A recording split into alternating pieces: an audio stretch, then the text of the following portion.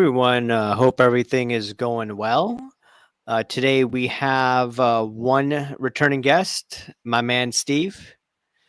He's made it now. He's going on multiple live streams. Good to see. And we have here Jesse, aka PigsPigs76 from Instagram.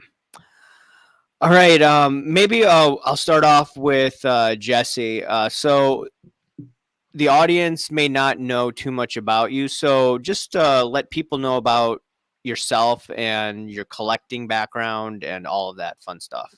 Yeah, totally. Obviously, my name is Jesse. I go by PigsPigs. That's kind of a throwback to an old MSN name that the AI gave me. So there's no reason for it besides it being what it is. I started collecting in the early 2000s. Started playing football, and then I moved into collecting football naturally. Got pretty into it early on. Got some big pulls early on, so that helped. One of which was a Tom Brady rookie card, and that kind of set the stage for my future collecting in some ways. Okay. When did you start collecting? What age? Yeah, year 2000. 2000. Must have been like 10 or 11 or something like that. Okay. Okay. Nice. My Nice. era, brother. That's like how I was in there. Yeah, it was a good time. I mean, times were different back then. I really had a lot of enjoyment going into the shop and speaking with people and having interactions that in some ways seemed magical because there was just so much to learn and take in all the time. So a lot of adventuring. Okay. Sounds good. Sounds good. All right. I'll ask both of you. I'll start with Steve. So, Steve, tell me, how has the show circuit been for you? I know you've DM'd me saying that, hey, you've been to a lot of shows this week. You know, you're taking it easy. So, what have you observed in the various shows that you went to, and what shows have you gone to? So this month I've been to 3. I went up to Shipshawana for the I can't remember the name of it. Is it B Sports? But in Shipshawana, Indiana, I went up to that at the beginning of the month. A lot of action. Prices were high, in my opinion. I wasn't able to get any deals done. I know Neo was there. I met up and linked up with Neo there. He was able to accomplish some stuff, but there was a presence. People were active. Then I was back in Ohio for a show in Youngstown, and people were buying. Not so much the high-end stuff, but people were there and it was active. And just last weekend was the show in Washington, PA, which is even more local for me. And I think that one was a success. It was really busy. Again, I ran into Neo there again, but it was real busy. I did make a sale there. I wasn't there long because I was a bit under the weather. So I was there for about 3 hours, made a sale, saw some friends and familiar faces. It was good to see everybody. So shout out to them. But I left a little early because I wasn't feeling well. But I've noticed the shows are busy. It's busy. Prices are high, but it's busy. Okay. What about you, Jesse? Have you gone to any shows in Canada lately? There's honestly not a huge show availability. There's mainly hockey shows, and then there's lots of stores and micro kind of events. But events here and there, nothing too big besides the huge hockey card shows. Okay. Okay. Oh, what have you two picked up? Anything significant? I'll start with Steve.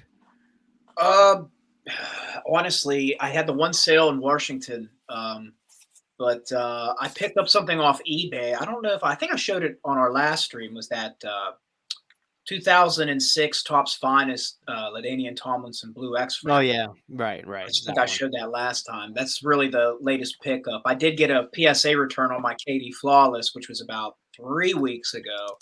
And I've shared that all over my social media. So I'm sure everybody's probably getting tired of me pumping that. Yeah, you're pumping too much KD. Oh, no. KD. Wait till he wins this title, brother.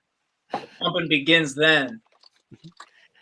Jesse, what have you picked up? Anything significant or just? Yeah, I've picked up, as you can see, a bunch of things here. Oh, you haven't opened them? Sorts. No, they're cheap things. They're actually slides. I collect slides as well. So. Oh, slides. Yeah, they're pretty affordable, so you can get them, a couple bucks here and there. Okay. Just wondered, I'm curious. So you live in Canada. A lot of the eBay guys and gals are here in the US. So what happens if you get pushback because, they don't want to Yeah. mailing? So what Well, do you do you there? can make an account with ComC and kind of ship your cards there, and then eventually load up a file and then ship them Oh, home type thing. Or I think Ship My Cards is another service. There's a couple of them, but yeah, it does kind of limit you in terms of what you want to bid on, because you have to be more conscientious of all the extra costs for sure. okay. Okay. I was always curious because I'm thinking like, wait, if I live in Canada, how would I get my cards? But CompC. So anyone in Canada, CompC according to Jesse. Yeah. All right, let's take a look at some of the comments here. T-Dog here. Hey, y'all. What's going on, man? MLM says, you guys not invited to the Circle Jerk in Vegas? No, I have not gotten an invitation to the Mint Collective. Did you get an invitation, any of you? No, I wasn't invited to the Circle Jerk. I decided to pass on that. Oh, okay. I'm not that big time, bro. I mean, maybe if I had a Fanatics deal, I'd be invited.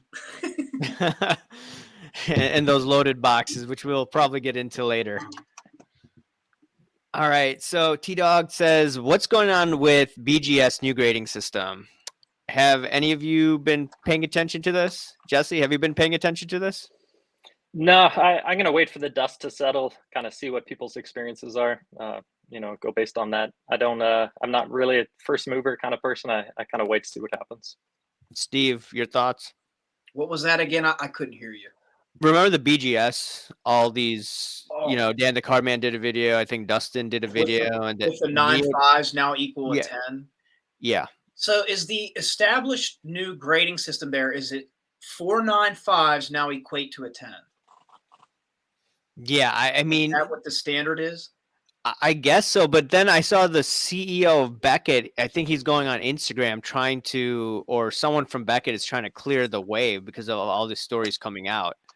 I'm not sure exactly if they're going to keep this, because do you guys remember last year Beckett came out and said that, hey, look, we're going to come out with some sort of new grading, but then they said, no, we're not. They came out with some sort of new label. Do you remember that or no? I do remember that. Now, was that at National? That was at Mint Collective, I think. Okay, because I do remember they were broadcasting these slabs and I don't know, they like showed it off in some presentation, but then they never went through with it. And I don't know why. Yeah. But as far as this new 9.5 for a BGS 10 situation, I don't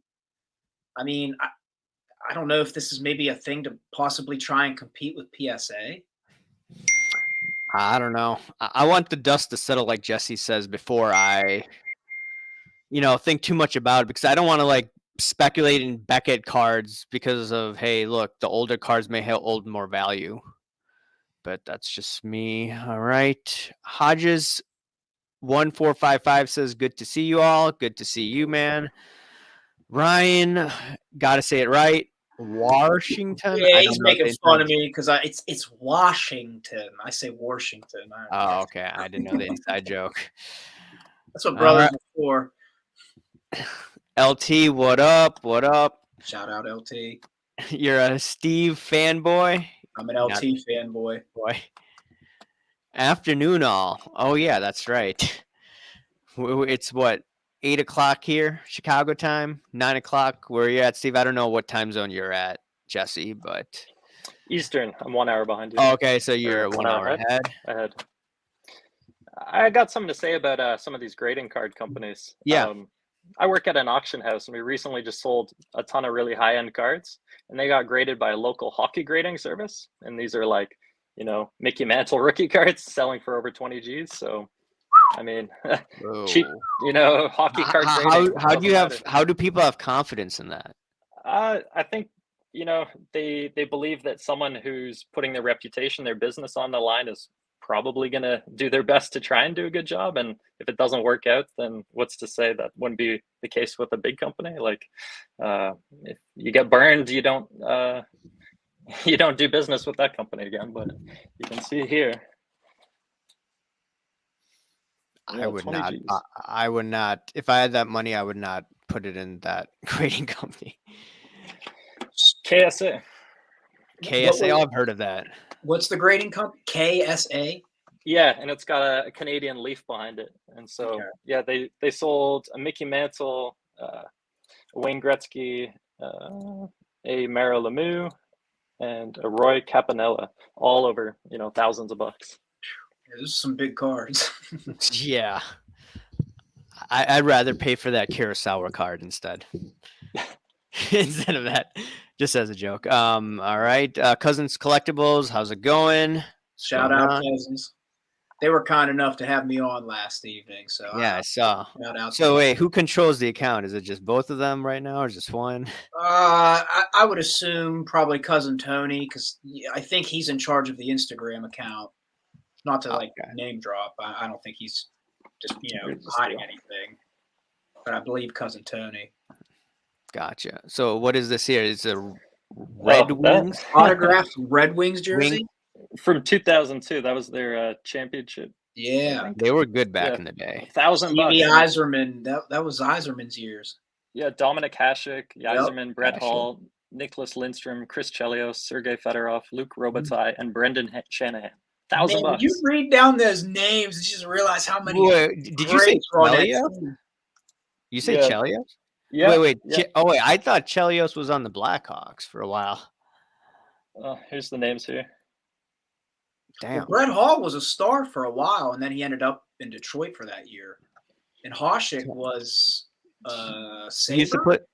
He used to play with the Sabres, and then earlier on in his career, he played for the Blackhawks. I remember that. Mhm. That's so weird. A lot of the Blackhawks, or like I remember they had Keenan, that coach. He was pretty good. He was with the Blackhawks, and then they took him to I think the third round, early '90s. I don't know. I was too young.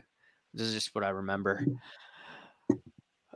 Living with LT, circle jerk of trust, positivity, gatekeepers. We are the gatekeepers, man. The gatekeepers of positivity.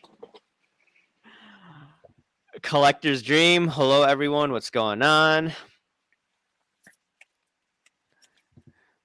I'm Sports Card Collector Chronicles. I am gonna huddle all my black labels and tens together and apologize to them for their sudden drop in value. All right. And Elegant Elliot says AIH Proud Boys are here. All right.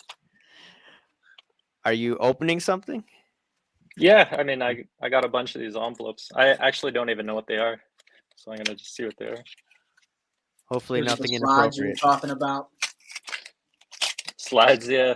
Slides. Hopefully they're appropriate. We'll see. Oh, there's a bunch here. Oh yeah, some celebrities. Alyssa Milano. Ugh. Sorry, no She's affiliated offense, with but- sports. Oh gosh. Oh, I'm into got a- celebrities, just not that one. So does PSA grade these? Does anyone Uh, grade these? No? Or is I this a wouldn't think collectible? so. I've seen them graded, but only in the context of the slide being included on a card. So Now like, I'm a bit ignorant. Explain, like, Yeah. what do you mean by a slide? The slide. Yeah. like these. Oh, okay. So this is gonna seem kind of nerdy, but I'll show you real quick. Bro, I collect I've ne- cardboard pictures of men, so there's nothing. Yeah, I too know. nerdy for me. Wait, I've never heard of collecting this before. You learn something new every day. For sure. Yeah, see? Oh, okay. Oh. Oh, all right. Oh, okay. So Interesting. it's almost like a piece of the movie reel, or maybe not. It's a movie, piece of film, yeah. film reel. Oh, Let's okay. see where this is. I don't know how this is oriented, this camera, Nice but legs. Woo! Rrr. What year is that's this? Pamela Anderson on Baywatch. I think that's her 90s? like first Oh. or second season or something like that. The 90s were the 90s. best, man. Back in the This is really interesting. Yeah, let's see. I think I got some better ones. I just wish I knew where the camera was on this thing. Hold on. There's the camera.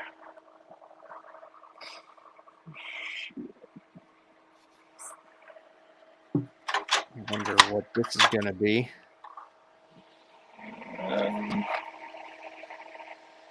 People are wondering what the hell is going on that are just joining in. He's trying to put his projector slide thing. Yeah, it'll take one And- second. Oh, but let me read some comments in the meantime. Ryan Splenda says the Red Wings were so nasty when we were growing up. Oh yeah, I remember that. Who's that? Britney Spears? Britney Spears doing one of her first media appearances. It's just like a random photographer. This is like 1998. Yeah, pre-2000. Interesting.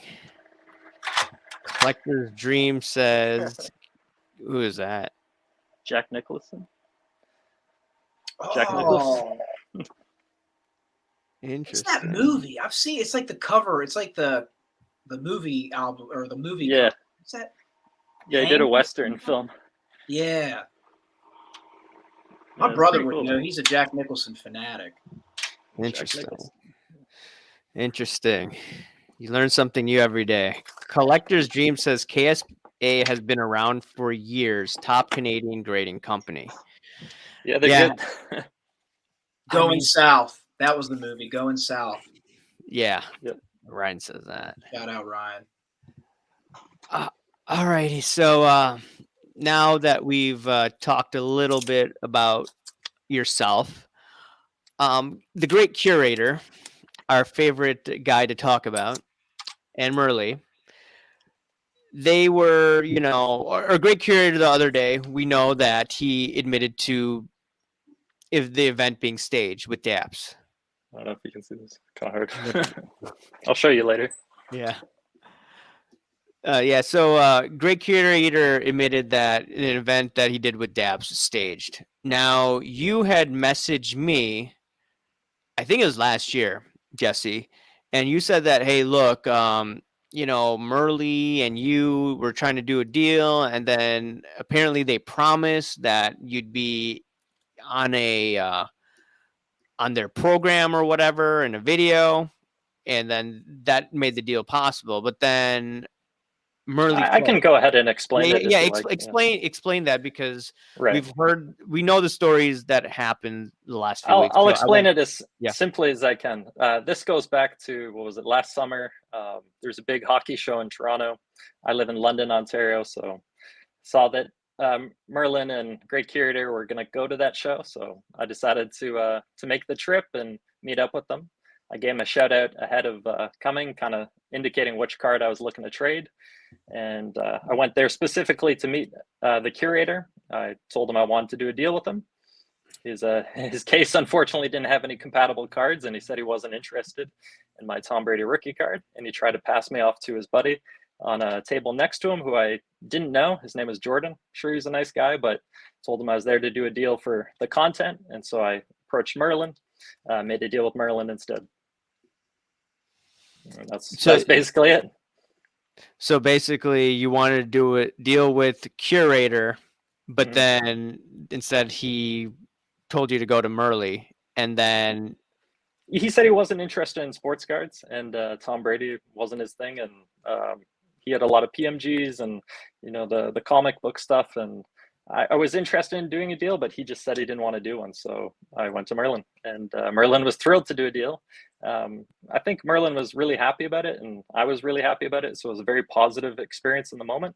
And then following the event, things kind of fell apart, and it became apparent over time that the Curator was somehow involved in my deal with Merlin, because Merlin was not honoring the terms that we had discussed. And I kind of questioned him about it, and I got a huge runaround involving lots of emotions and kind of deferring health issues and things that didn't really make a lot of sense to me. So after some time, I just kind of gave up and decided I'll just mention it to people so that if they're doing a deal, they can be aware of that. So from my understanding is that he did a deal with you saying that you'd be on some sort of program that they'd put together. I'll explain it in detail. Merlin said that he was going to take my Tom Brady rookie card, which I packed pulled back in year 2000, before he was even playing, full-time starter. I'm a Raiders fan, so it's a little complicated. You can see my Raiders stuff here. Tom Brady is kind of a nemesis, so I was thinking it'd be fun to do a deal with my Nemesis card. Yeah, it was kind of interesting because when I presented the idea to Merlin, he was really keen on making content of it, and actually indicated he wanted to do a whole tutorial on card cleaning and put this on YouTube and feature the Tom Brady card, because he felt he could upgrade card it cleaning from like an 8 to like a maybe 9 or 9.5. Whoa, hold up. He said that he Mhm. wanted to do something with card cleaning, like crack the card and then like clean it. You're Oh, it saying? wasn't slabbed. I was selling him a raw, Oh, or so trading a raw Oh, Tom okay, Brady so rookie card. you thought it was a PSA 8 or whatever, and then he I thought was he could guessing it clean- was probably an 8 to 8.5. It was like no damage, clean, edges looked fine, centering looked good. Yeah. It had a bit of blue fading on the ink, according to Merlin, that he was gonna, do some buffing to and make a YouTube video of it. But that was kind of before stuff got kind of touch and go around card cleaning. So after I started doing videos. I assume on it that. wouldn't happen now, but that was the No, discussion at people the time. still use. As to when we were making They the still deal. use what is it called, Minty Mint or whatever it's called, and Kurt's Right. Card Care. Right. It's just maybe less flexed today. People aren't like boasting about it. They're not boasting cleaning their about it. cards.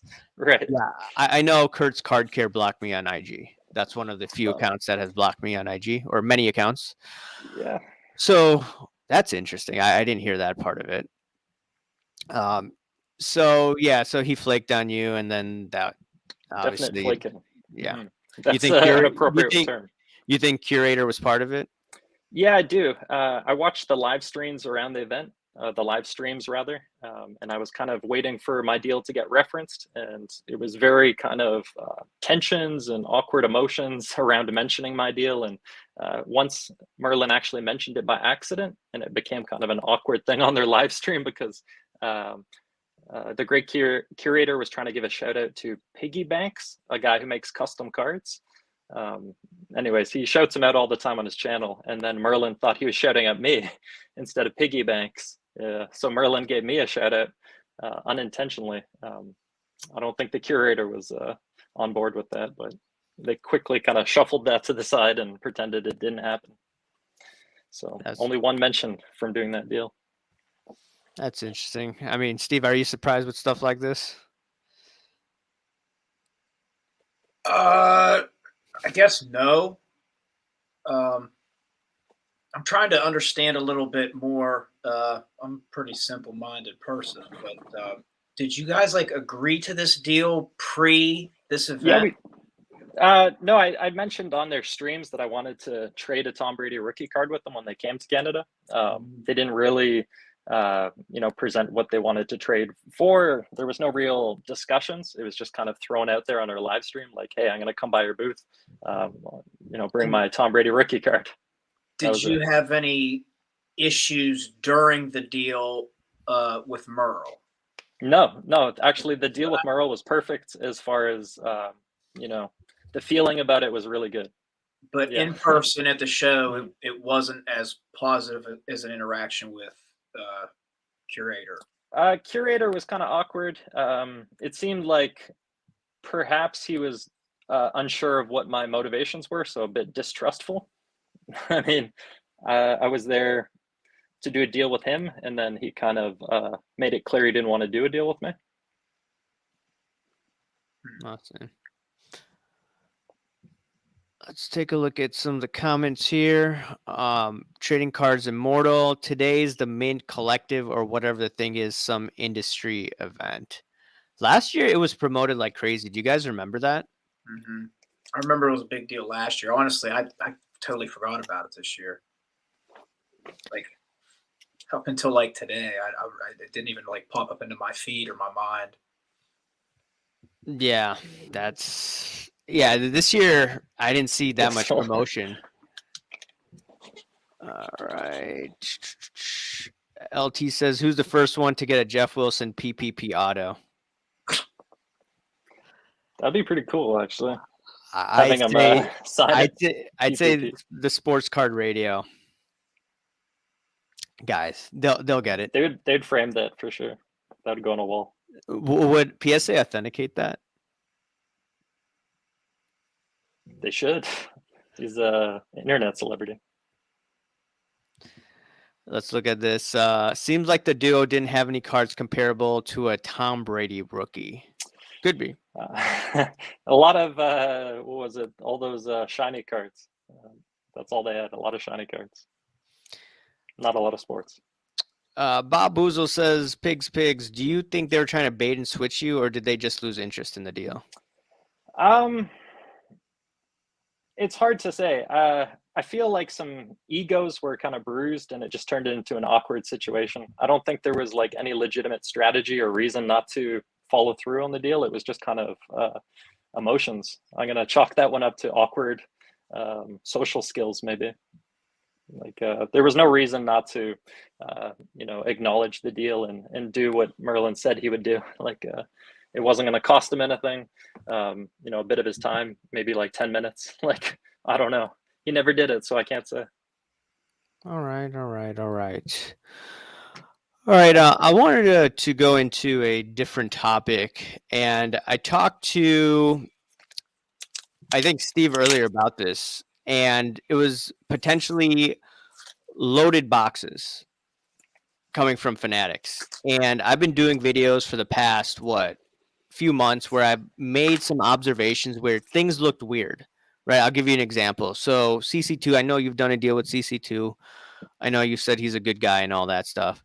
I found it weird that he got a Blaze Jordan autograph the time he was ripping cards with them, right? Even though he's in, the top prospect out there. I just found it weird. I found it weird Mama Breaks was able to pull that Darth Vader card.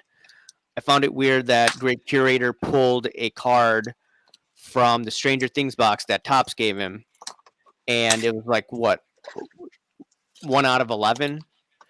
And that's a really rare card to pick, from my understanding. And then we saw that video yesterday from Chasing Cardboard, and he was able to pull a Mike Trout card for one of the kids in the video, which Topps supplied. So, Steve, do you think they're getting loaded boxes? Just a quick question. Yeah. Was it Mojo that was on Whatnot that pulled that 1-of-1 Hamilton? Yeah. So Yeah. I think he pulled some sort of scarce F1 card. I mean, I don't have receipts, but for me, for a lot of these 1-of-1 specifically, they get pulled by influencers or around influencers where there's cameras that happen to be convenient. I definitely, I raise an eyebrow. It makes me think. Again, I don't have receipts, but you're more in the world of marketing, and like if you're trying to market a product, I mean, I would think a lot of these coincidences would help get the name of the product you want out. It would bring more eyes and attention. So I definitely have questions. I think it's a lot. I mean, especially with these 1-of-1s. 1-of-1s are so hard to pull. I don't live in the world of breaking or opening wax myself, but I mean, 1-of-1s just don't happen all the time. And the fact that I just feel like it's becoming more common for cameras to be around for them. So it makes me question things. Okay. Jesse, what do you think with these loaded boxes? Have you been following this or not too much? Well, I'll say this. As a sports fan, like I want to believe sports are pure, but time and time again, they've proven not to be. Steroids and cheating and spy gates and deflate gates. Like it's an endless carousel of excuses as to why the thing that's supposed to be pure is actually just entertainment. So there's really not a whole lot of reason to assume that capitalist markets are capable of not becoming corrupted through market influences of wanting to make profits. Like, we're kind of pawns caught up in it in some sense because we become useful idiots, kind of enacting the things the corporation can't do. They can't break the rules, so they need us to break the rules. We're the fall men in some ways, like useful idiots. That's how I see it. Question a lot of things is the fact that a lot of these influencers do have vested interests, whether it's through sponsorship, partnerships, branding themselves and their channels and whatnot, stuff like that. That's what makes me question things, is when there's a economic reason for there to be some type of potential corruption, if you will. Yeah, capitalism. If you're starting to engage in like signing deals with companies, you're really opening the door to criticisms and scrutiny, and all that's justified.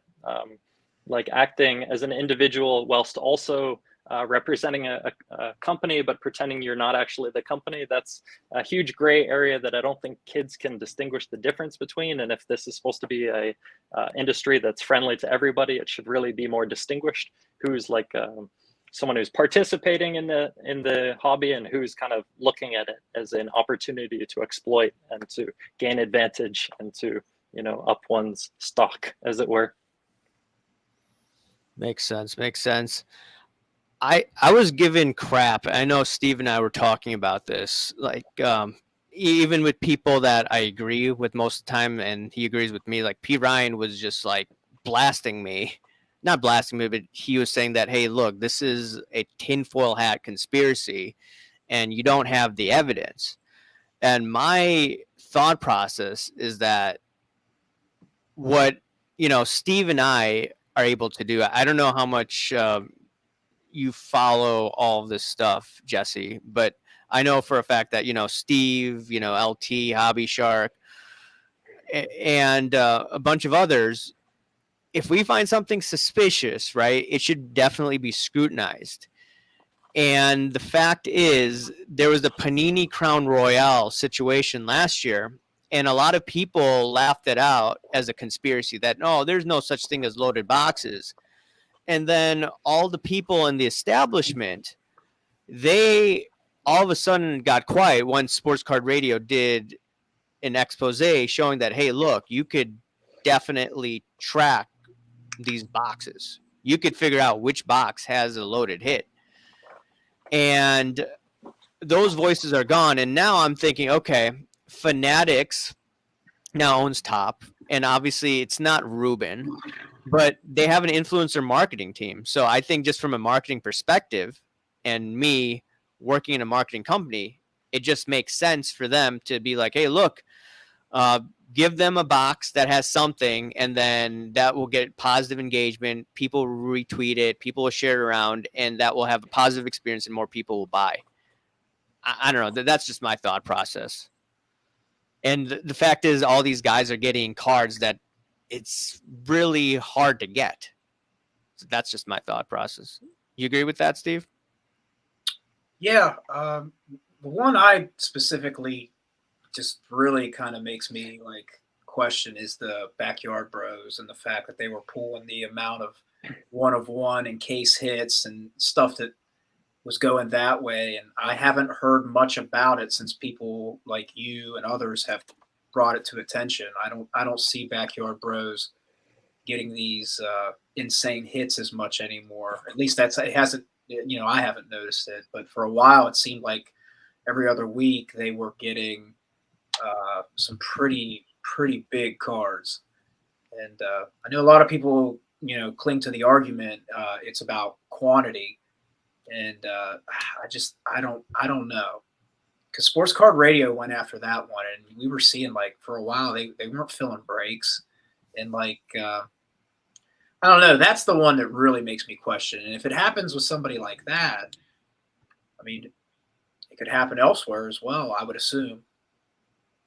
Yeah, exactly. I'm just wondering who's funding these guys. That's what I don't know. I mean, it's what, two brothers? But is it really the two brothers? I don't know. There's a lack of transparency in all this. Like, you don't know who you're participating with when you enter a break. Like a lot of the times the company itself is buying into its own breaks. Not a lot of this is been covered by law, so it's kind of up in the air as to how things ought to be. It's kind of just people holding each other accountable through calling it out when they see it. But there's not a whole lot of legalities that can come in and do something about it.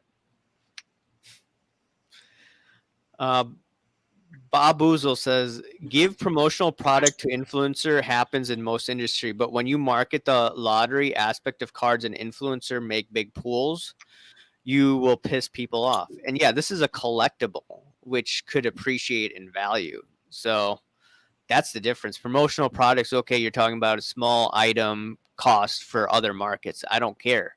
But these could actually appreciate in value. Like that Mike Trout card that was pulled. You get it graded, and Mike Trout's going to be a future Hall of Famer. I mean, that $1,500 card, where's that going to be in the future, right? That's what I'd say. And a lot of this pulling, it helps the frame the product as a valuable thing. Like having all these eyes on, and everyone agree that it's a special event. Like that's emotionally charged, and now everyone's going to be elevating that product up above where it ought to be. If it were pulled by some random person somewhere, nobody knew about it. Right. A lot of marketing's been going on since 2020. I'll say that. It's one thing I've noticed that just a lot. To market this stuff before then, there's virtually none, but now you're seeing a lot of marketing going on via influencers, via these big conglomerates in the hobby. Just things I've noticed. I feel like it's kind of our responsibility as the people talking about it and consuming the products to, you know, be more particular with companies as to what they ought to be doing, and maybe put out formalized requests as to what we want to see, and like get petitions and more active pressure on these companies. I agree. The community should be the one with the loudest voice. Yeah, keeping the coals hot underneath them. Make sure the community held accountable. Should vote with their dollar and their attention right now, where 100%. You should put your money where you think it's trusted, with people that you have relationships with, and you should put your attention and clicks towards people that you same thing, that you trust, you feel they're of value. Hobby Shark says, or he gives a super chat. Thank you for Shine's Oreo cookie ramen commissary fund. Oh, good Lord. Oh, man. I can't believe Sports Card Radio just showed the mugshot yesterday. Yo. I was like, I know Hobby Shark was talking about it on our live stream, and LT's live stream. But what was he saying? He was saying, like, I think I said something about Shine, and then he was like, you know what Shine's going to be known for? 3 mugshots and a Luka Doncic card. Bro, like, y'all waited to have all the fun once I logged off of that live. Oh, he said it after that? You guys had all that fun once I logged off the live. It's like y'all waited for me to leave, and then it got fun. Boy, were we talking about the Pokemon influencers doing porn? Was that it? Yeah, it got fun. There's a lot of spice. It's true. It's true, Jesse. That's a thing? Oh, yeah. We've digged. I'll say this, details. Though, I never quite understood why porn doesn't try and sell you more stuff. Like, it would make sense that they're trying to advertise products, but that was never really a thing until you just mentioned it. Like, and the thing is I'm not going to mention this Pokemon influencer, but yesterday, I think someone sent it to us, and she had a link to her OnlyFans, and it was pretty explicit once you got there. And did it have anything to do with Pokemon, or did it have no? It had nothing to do. No, nothing with Pokemon. It was inappropriate stuff. But more cleavage than card. We'll just say that. Yeah. Oh man, what is this? Hobby says, I'm getting Shine's cookie stash right now when he has to meet the great gatekeeper. Oh man. Oh, this is fun. Oh, but yeah, I was still shocked that Sports Card Radio actually showed the mugshot. That was interesting. Yeah, I think they enjoy when you guys going in like that. And let's see. Let's look at some of the comments here. What are you showing? Pokemon? No, Magic? No, better than Pokemon. Magic? Yu-Gi-Oh? No, Magic. Magic. Oh, Magic. Okay. Yeah, these are 2 pretty interesting cards. It's Birds of Paradise and a Tormagoyf, which this is probably like $200. This one, and that's probably like $50 maybe. Oh yeah. Yeah, I have no idea about that market, to be honest. I have a good friend that was into those decks, because he would have like decks of the Magic, and he tried explaining it to me one time, and I'm stupid, so I tried my best to follow him, but it was like. Phew. There's a lot to it. There's Dude, I had no clue. He was like breaking down some stuff to me. I was like, dude, you're like speaking French to me right now. Yeah, I can't comprehend this.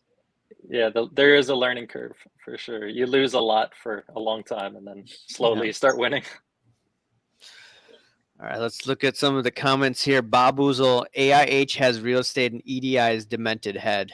So mine. So let me just talk about this shortly. So the dude did a video calling my subscribers idiots, and then on top of it, he said I was underwater in John Morant cards and Zion Williamson, which I never bought graded cards of that. I may have opened a pack of cards with them, but I never bought them.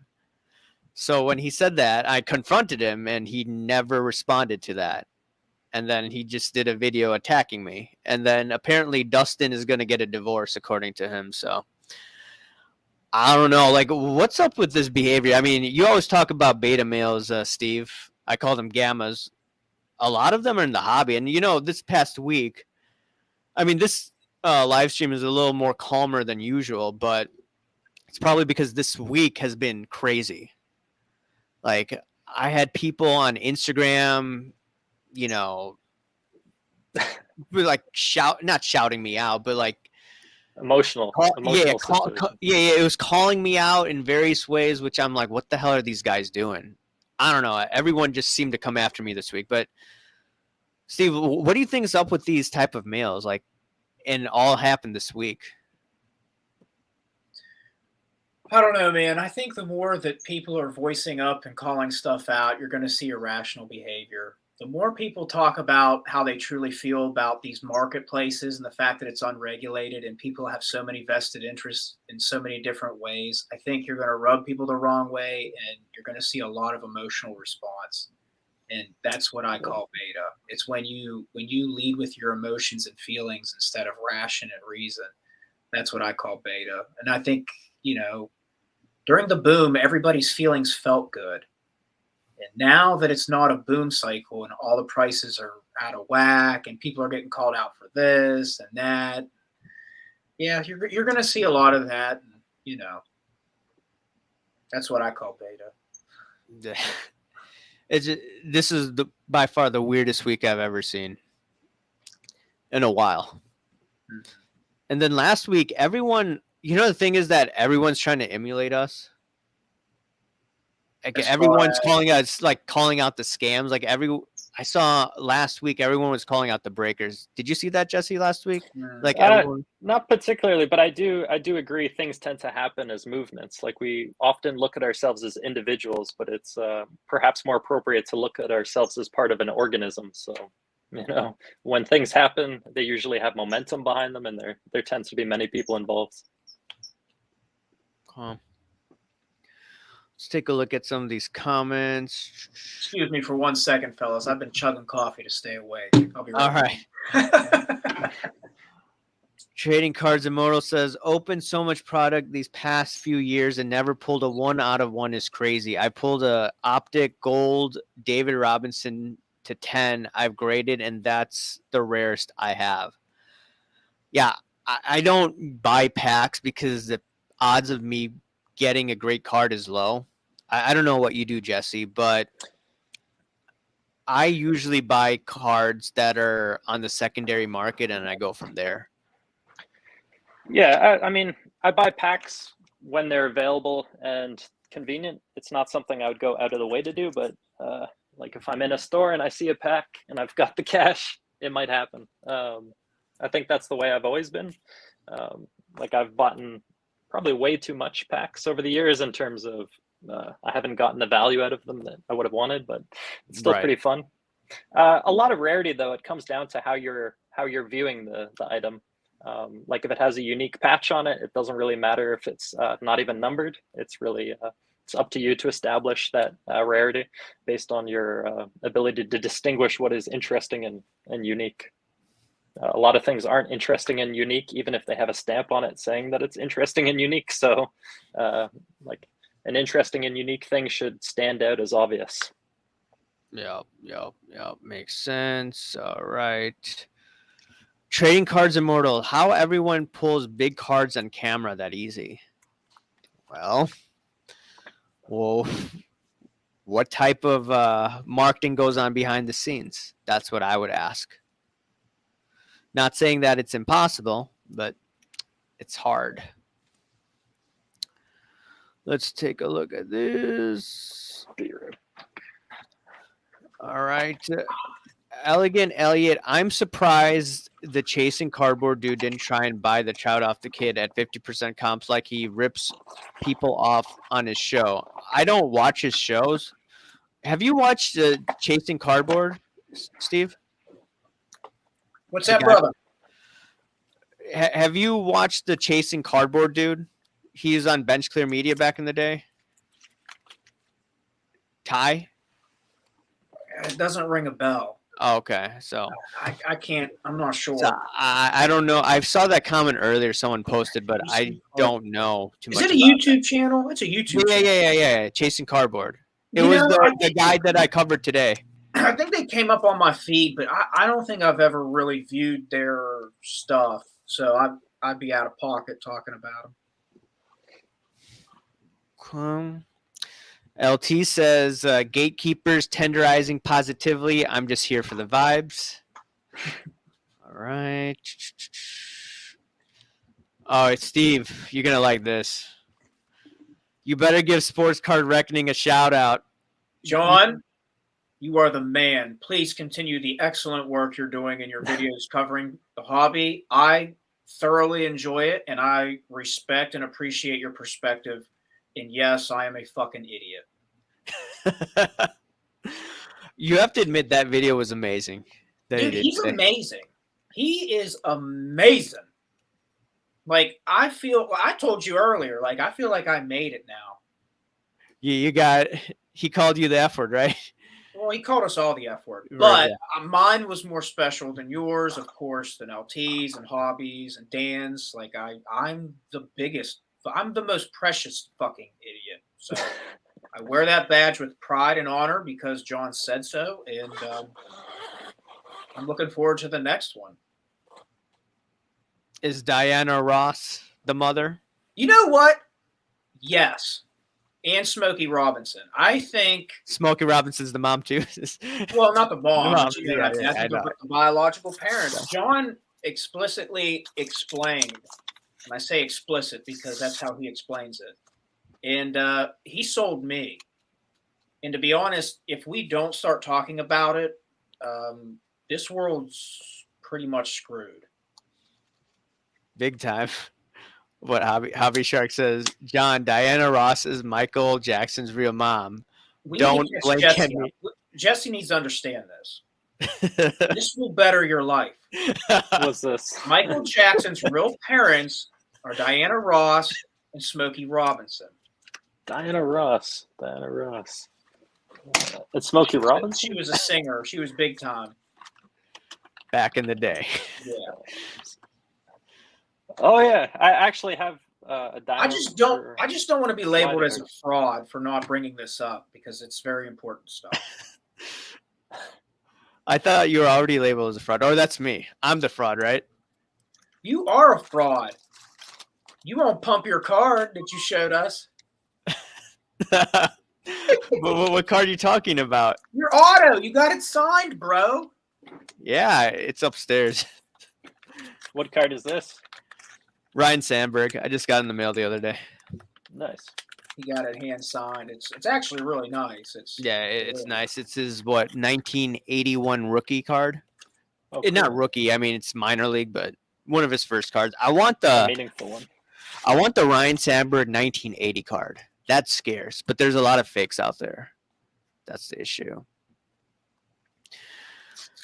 So, as Hobby Shark says, social media is so much fun when I'm around. Yup. Take a look at this. So Jesse, who's your main what's your main avenue of collecting? Like, are you more slides? Do you dabble in sports cards? Like, what is you kind of my main avenue? Rocks. Oh, okay. Yeah. No, I guess sports mainly, but I do a lot of collectibles because I work at an auction house. So Mhm. I buy all kinds of random stuff like artwork, sculptures, just random stuff here and there. That's a good deal. I bought rugs. I've got a bunch of rugs now, You prayer know, rugs. you know it's cool actually. I don't know anything about rugs, but my uncle served overseas. He was oh God, I wish I could remember. He's been in a few different places, but he's big into that, and he would buy these rugs and from the Middle East because of the thread count and all this stuff. Right, It's right. very precious and it's very like it's hand done. And he brought a Yeah, bunch back, and bro, it's like they're the coolest looking, most beautiful. Like it's art. Like these it's rugs coming really from aren't huge rugs. They're like tradition. art. And it goes back hundreds of years. Like they didn't just start doing this yesterday. They've been doing this Right. for generations. And Mhm. the craftsmanship, it's like intense amount of labor, and often it involves like a whole community of people making it, like a whole family. It's not just one person. So there is some collectability there, especially if you find one that's like a particularly good example. If you're there in the Middle East or wherever you can find those, it's more difficult to find them here in North America. So Mhm. So, are these rugs from Turkey? all over, Oh, okay. there's rugs from like Iraq, Afghanistan, Pakistan, India. There's obviously a lot of ethical issues, and I think Canada has embargoes on some of these countries, like Iraq, for instance, or Iran. In any event, you can ship the rugs to Sweden and then ship them to Canada afterwards, and that's like a That's the loophole. there's always loopholes in this Yeah, I capitalist world if you pay the money. Yeah, I remember that we bought a rug. I think the dude was saying that is from Turkey, or was it Iran? I don't know. One of those two countries. I forget. But they did a lot of imports from there. Okay, let's take a look at some of the comments here. Bunch of the comments. Man. I'll show some random hockey cards. I showed this Yeah, you were before. showing some earlier. What was that? This is Frank Mahovlich, but it's got like a photoshopped head on it. You can see his head is kind of like Mhm. not Okay. so Yeah, it anatomical. doesn't match exactly. Yeah, but it's part of this set, which is a really cool set because they're all stylized in a particularly like nice way. I've never seen these cards before. No, here's a Brett Hall. Brett Okay. Hall's a beauty. Nice. Actually, I got a really cool thing I can show you. Okay. Jesse, is hockey your main sport that you collect?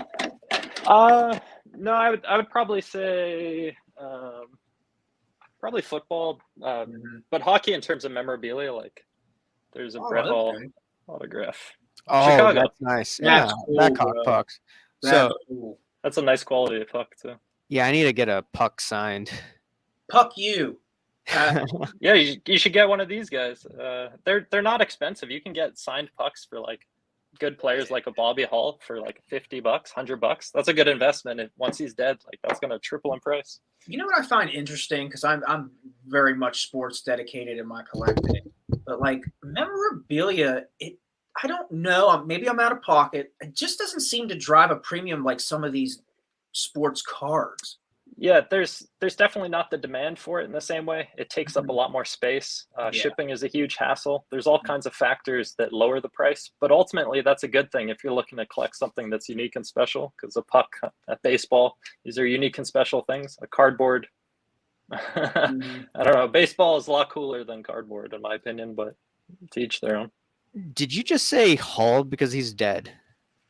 No, he says when he No, dies. there's when he dies, but there's multiple Hulls. Oh, Brett okay, Hull yeah. and his father as well. Okay, Bobby, okay, Bobby gotcha, Hull, gotcha. Bobby Hull, okay, Bobby gotcha. and Brett. So Steve, got to ask you, if I get a puck signed, am I going to alter the puck? Is the puck going to be altered? Bro. You don't Altered bait pucks. me, bro. You're always just baiting me. You're just baiting me. Yes, if I were you, I would alter the puck, I would post about it, and then I would wait for a video from a certain somebody. And then I will be in my glory. We're probably going to be laughing when we see that video. Oh man, that video today was awesome. LT, I only dance for you in the DMs, bro. Let's see his comment. I want to see Steve Splenda dance. Would you do a dance off with Ceblas? Me? Yeah. Not on camera. Not on camera. That's not what I would do it for. But I can cut a rug. I've been known to boogie down in my days. There you go. There you go. Hard Jimba. Good afternoon. I have a 9-figure bank account. Look at my freaking house.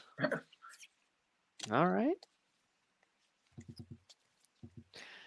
LT says the fake curator is emotionally unstable. It's true. He's making 20 videos as we speak. Is that true? Oh, here's something else I collect. What's that? What is that? I'll show you it actually. I was going to say, is that liquor or wine? Liquor? That's wine, but this is an athlete. You might not know him because he's Canadian, but it's Mike Weir. He beat Tiger Woods in 2002. Oh, okay. Okay. He's known as the underdog. You can see the little Canadian leaf, but yeah, these bottles, these are worth quite a bit. They're from 2012. How much are they going for right now? Well, they retailed for over 100, so and they're from 2013, so probably like 150, 200. I don't know. Like depends. Ice wine's kind of a weird one. It depends on who your buyers are. It determines the price. So if you take these bottles to China, you could sell these for like $1,000 each. But if you're selling them in like Canada, people aren't willing to pay that much for ice wine. Wait. They buy it way more in China? Yeah, ice wine is number one consumer of ice wine is China. So isn't that like some arbitrage opportunity or Yeah, something 100%. like that? That you could just sell to the Chinese like that? Yeah. Like so who in China I worked at this company, Mike Weir, and Chinese investors wanted to buy the company to take all the wine over to China to sell it for extra price, but they didn't end up doing it. They were just evaluating the possibility. So if I buy this weird, liquor, whatever, and then I could ship it off to China, then I could make a ton of money, you're saying? And where would I sell if this? you've got contacts in China to distribute it? But like now I'm interested. the reason that it's so valuable is because it's consumed at celebrations and business deals. And depending on the type of ice wine is kind of a signifier of your social status. So if you've got like Mike Weir ice wine, and you're celebrating like a business merger, this could be considered like a great reflection of your prestige. And then you might not actually even drink the ice wine yourself. You might have your like underling lackey drink on your behalf. So it's like totally arbitrary social status, but nonetheless, the wine gets consumed as a result. So the supply diminishes over time as the prestige increases with each celebration. I've never heard of this. It's a weird one because there's so much wine in this world, and there's a lot of wine that goes up in price and a lot of wine that doesn't. So I think you two were wearing a Notre Dame hat. I think Steve still is. Yeah. Who's that guy that played for the Bears as quarterback and was a quarterback for Notre Dame back in the day? Paul Hornung? Oh yeah, that cool guy. I forget. He stuck with McMahon? not McMahon. It was after. This is in the 90s. Oh, 90s. Maybe I have to look that up because in the 90s? In the 90s, yeah, my internet's even I can't think of that. It was it like Rick Meyer or something like that? Oh, okay. I was thinking of like somebody with more status. It could have been Rick Meyer. Yeah. Yeah. So I think it was Rick Meyer. So he went to Notre Dame, right? Yeah. Okay. So I was reading that Rick Meyer, after he retired, he like started a wine business. So. Well, you know what they do at Notre Dame? They sell you on this idea. It's called 4 for 40. And it's not like going to any other university. I'm not trying to just pump Notre Dame, but Notre Dame has a very unique brand where if you get a degree from Notre Dame, you're set. And you're going to find a job. You're going to find a market. And that's what the sales pitch is for recruits to come to Notre Dame, where it's like, yes, you're going to be able to play Division I schedule. You're going to be on national television every week, but also what comes with that is you get a virtually an Ivy League education for athletics, and it can really set you up. So if you're an amazing football player, listen to my words and go play football at Notre Dame. And make sure not to get catfished like Manti Te'o. Hey, did you watch that documentary? Actually, no, I didn't. Man, it's easy. Yeah, to we talked about this earlier. But if you understand the background of his faith and everything, where he comes from a Mormon background and faith, so like Yeah.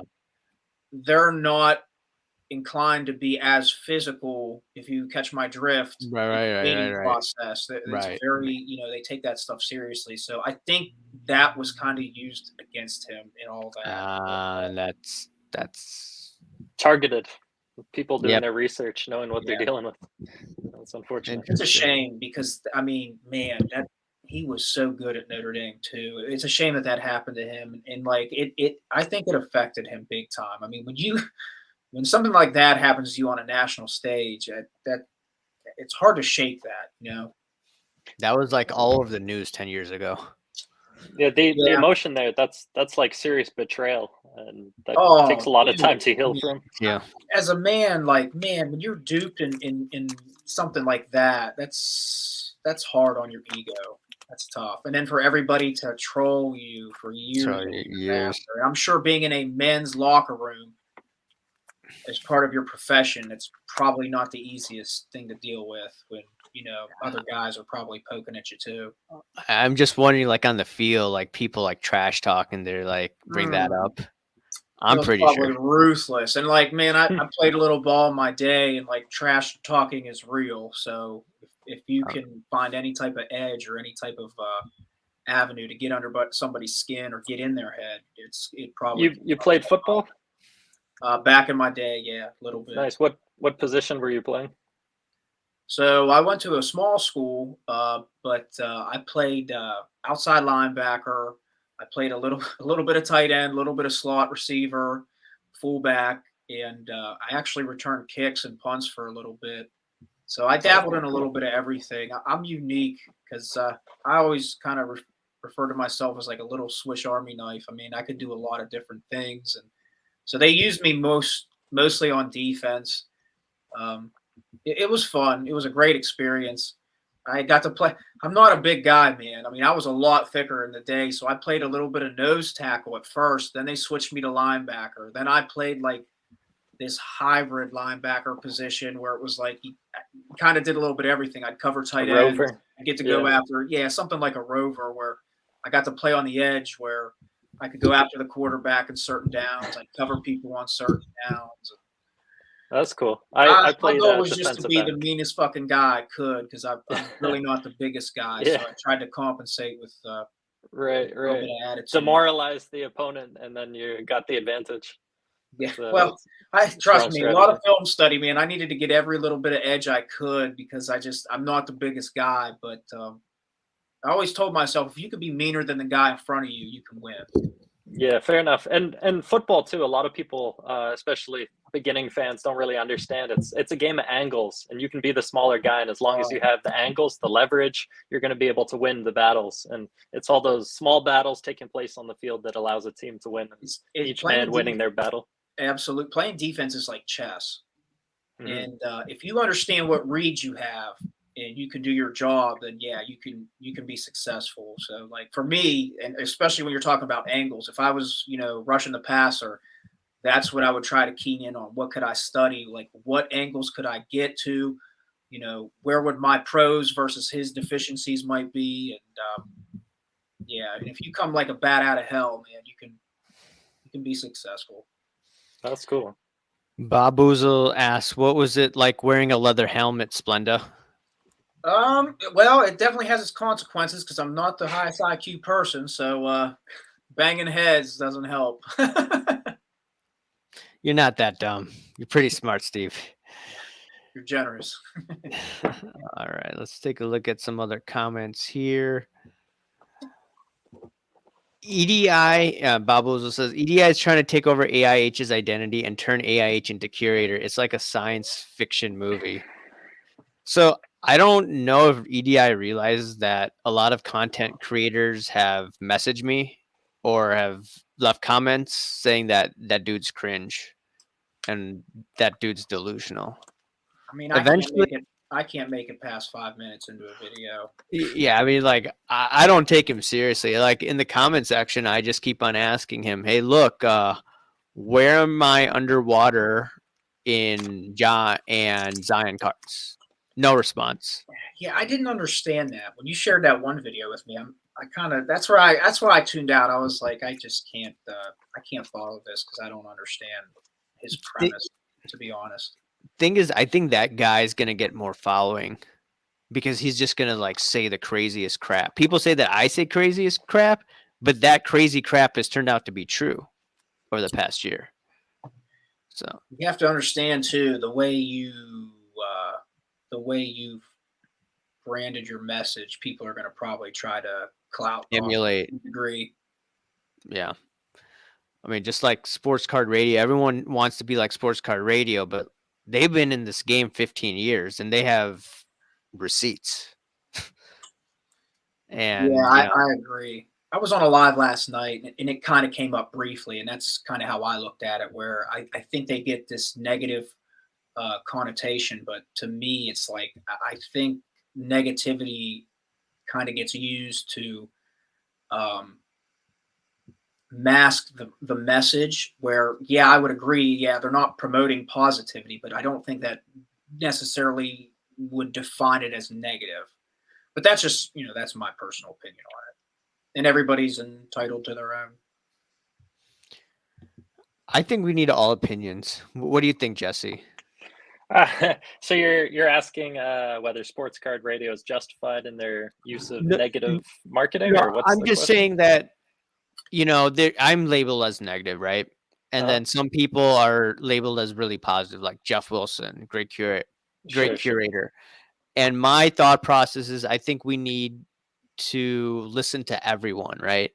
We shouldn't just tune out people just because they're negative, in my opinion. Yeah, that I think that goes without saying. It takes all of us as a community sharing goals to ultimately get what we all want. And if we start suppressing some people, we're all going to lose.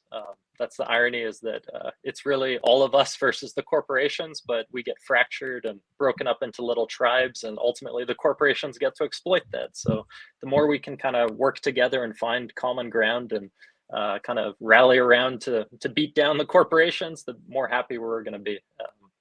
That's I would agree. I think there's a community, and when you have a community that like this that isn't regulated, I think it's even more so important to gain as much perspective as you can from the community. And I've always been pro the idea of the free marketplace of ideas. If you have more perspectives, then people can see more transparently, and then they can weed out what's bad and what's good. And I always believe as a community, but we are a bunch of individuals as well. So the individual should have the right to as many perspectives and hear different perspectives so they can come to their best conclusion. Oh yeah, exactly. It's just the industry, they only want a positive message, but then if you do that, then you get content that's just going to bash them. That's what's happened for the past year, and now everyone's trying to mimic that. But that's, I think, the signal to start buying cards. Or cards will probably go higher from here. I would agree. I see Mike Petty's active in the chat, and man, I really appreciate his kind words from the live last night, man. It was real nice to hear your feedback, brother. So thank you. Yeah, I'll read those comments later. Let me go back in order here. Inglorious P, what's going on, man? Have you been doing content lately? I haven't seen them pop up in my feed. You talking about me or No, Inglorious P. He Oh, had a oh. comment. I got you. Let's see this. Mike Petty. Oh yeah. Speaking of, Mm-hmm. he says sports card rating has been doing this for 15 years, an asset to the hobby. Indeed. Absolutely. And last night, people have been going after them, but they put the mugshot of Shine.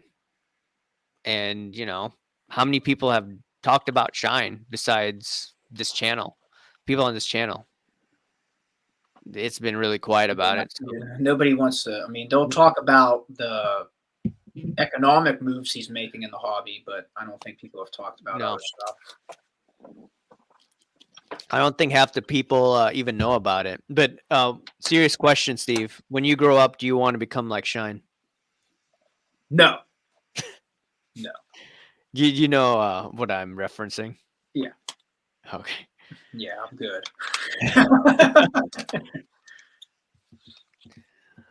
All right, let's look at this. And Glorious P says it's very clear what people are bought and paid for now.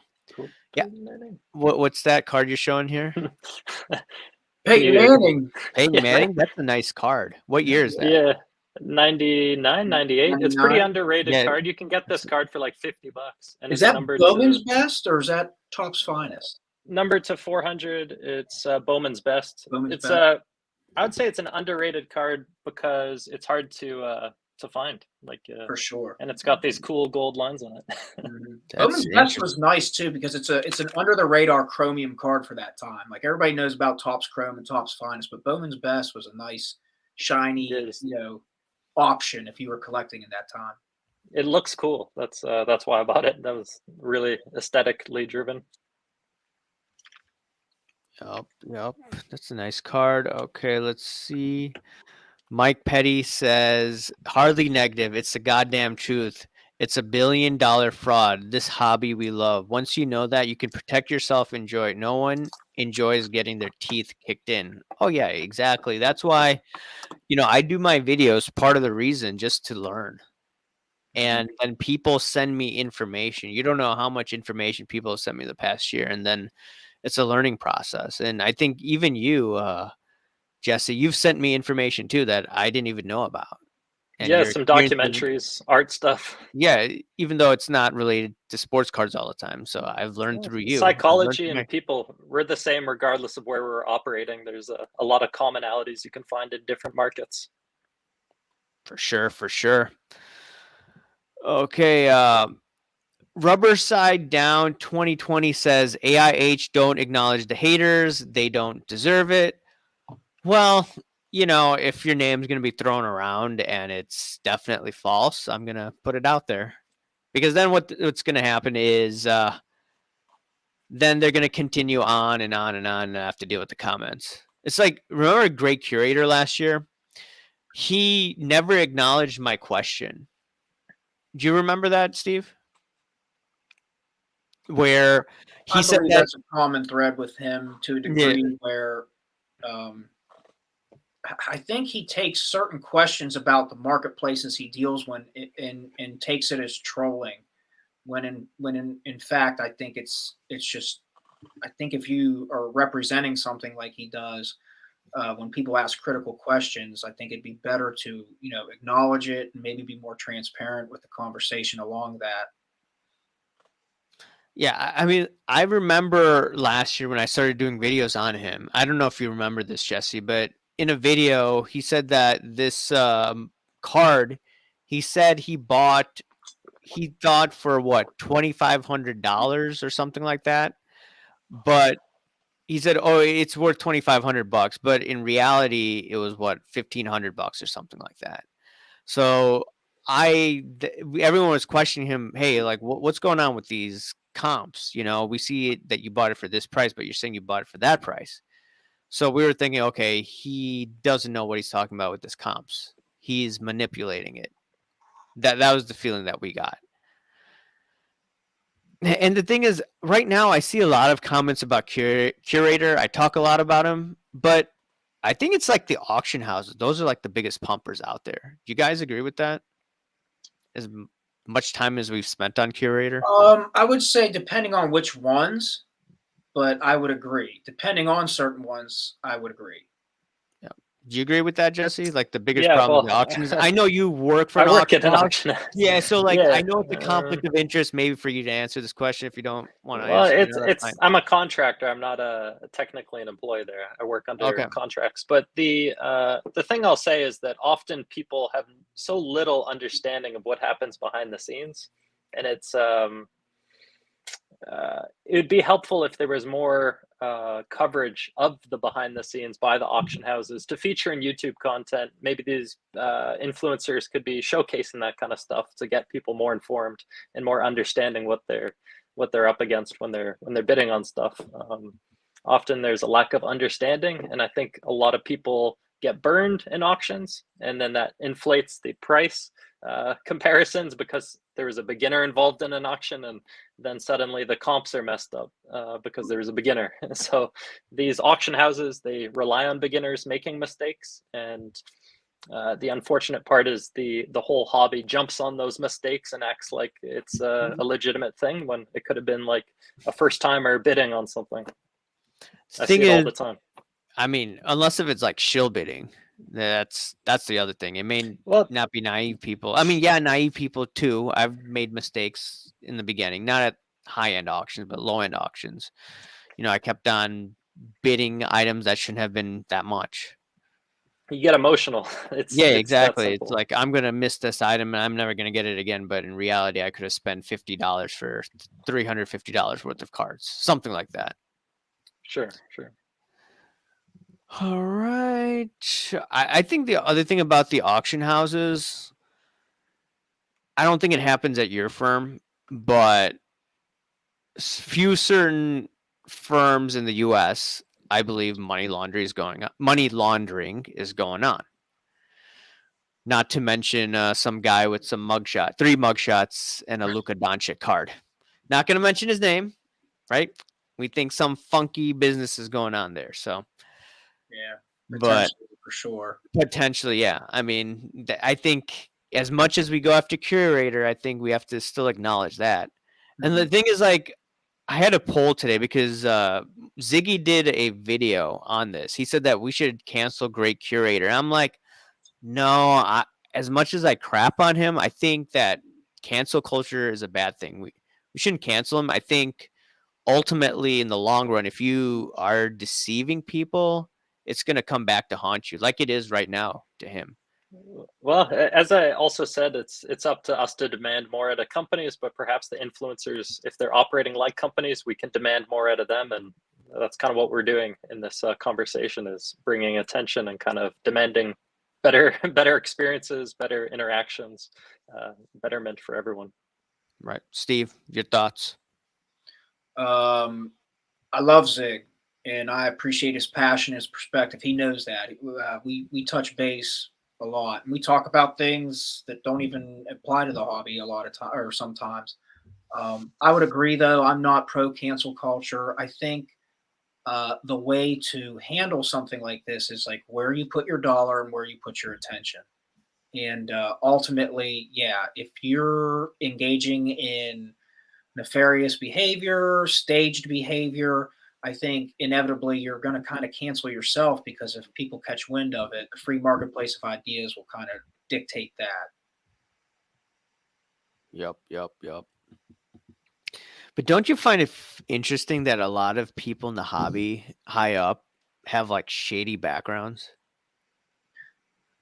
I- That's one thing I think that people, I think the more enlightened people can uh, get to stuff like that and understand that there's so much potential conflict of interest, and there's certain sponsorships and certain things that I think influencers are either protected or maybe, I don't want to say hide behind, but maybe protected by. I think people get lost in that, and they think, well, they're sponsored or they're affiliated with this conglomerate. And then in reality, that builds trust to the masses. But in reality, it should probably raise more eyebrows. Makes sense. I remember being at the second national and clowns like Great Curator calling it his hobby. I don't remember that. Let's see. Let's this. I thought Mailman Oz was way off base and Splenda was right on the money.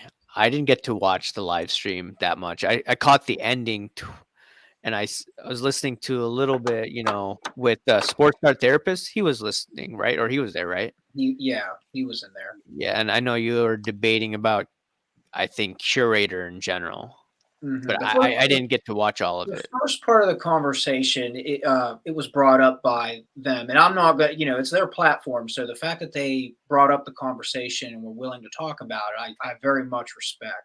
And I love Oz. I respect Oz. He's, I appreciate him. I'm always messaging with them and Tony, And Mike's entitled to his opinion. Oz is also entitled to his. And I'm just extremely grateful that we were able to have a civil conversation about it, and it was respectful, and everybody heard each other out and gave fair points. And Mike can feel how he does, and I appreciate Mike, but I also appreciate Oz, man. I mean, it's good to have those discussions because, like I said earlier, like the more perspective, the more people can gain from it. Yeah, exactly. All love for the Cousins, man. I can't say a bad thing about them, man. They're my boys. Yeah, and I don't know what you think about this, Jesse, but I think there needs to be more dialogue in the hobby with people that are on polarized ends, and also to bring different opinions into the hobby, right? Today I have you on, and you taught me a few things that I didn't even know that people Well, collect. yeah, no, I appreciate you having me on and having the opportunity to share some of my thoughts. I mean, you never know who's going to hear this and maybe take an idea from this and tell it to somebody else and have it spread like a virus. So I think there's a lot of value to sharing ideas, and the more can be an encouragement in the hobby, probably the better. Like it'd be nice to see the companies perhaps put the power in the hands of the average person and maybe take it away from the influencers to some extent. Like maybe in the packs you're opening, have the ability to pull like a code that gives you an ability to showcase your pull on the internet, like more connections, that type of thing. I gotta still find out how to take that wine and sell it to China so I could take $150 and make Yeah, 1,000. China. it's definitely possible. Like ice wine is a big deal there. I never knew that ice wine. I gotta research that. All right. A lot of curator comments, Babuzel.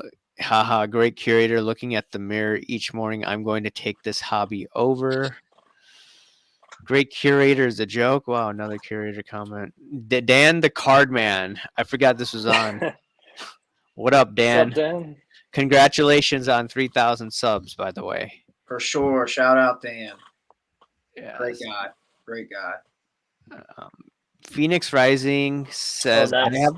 I have a Charles Woodson, one of that Bowman's best 98. I'm sure that's a nice card. That's his rookie too, 98. So that would be a really nice one.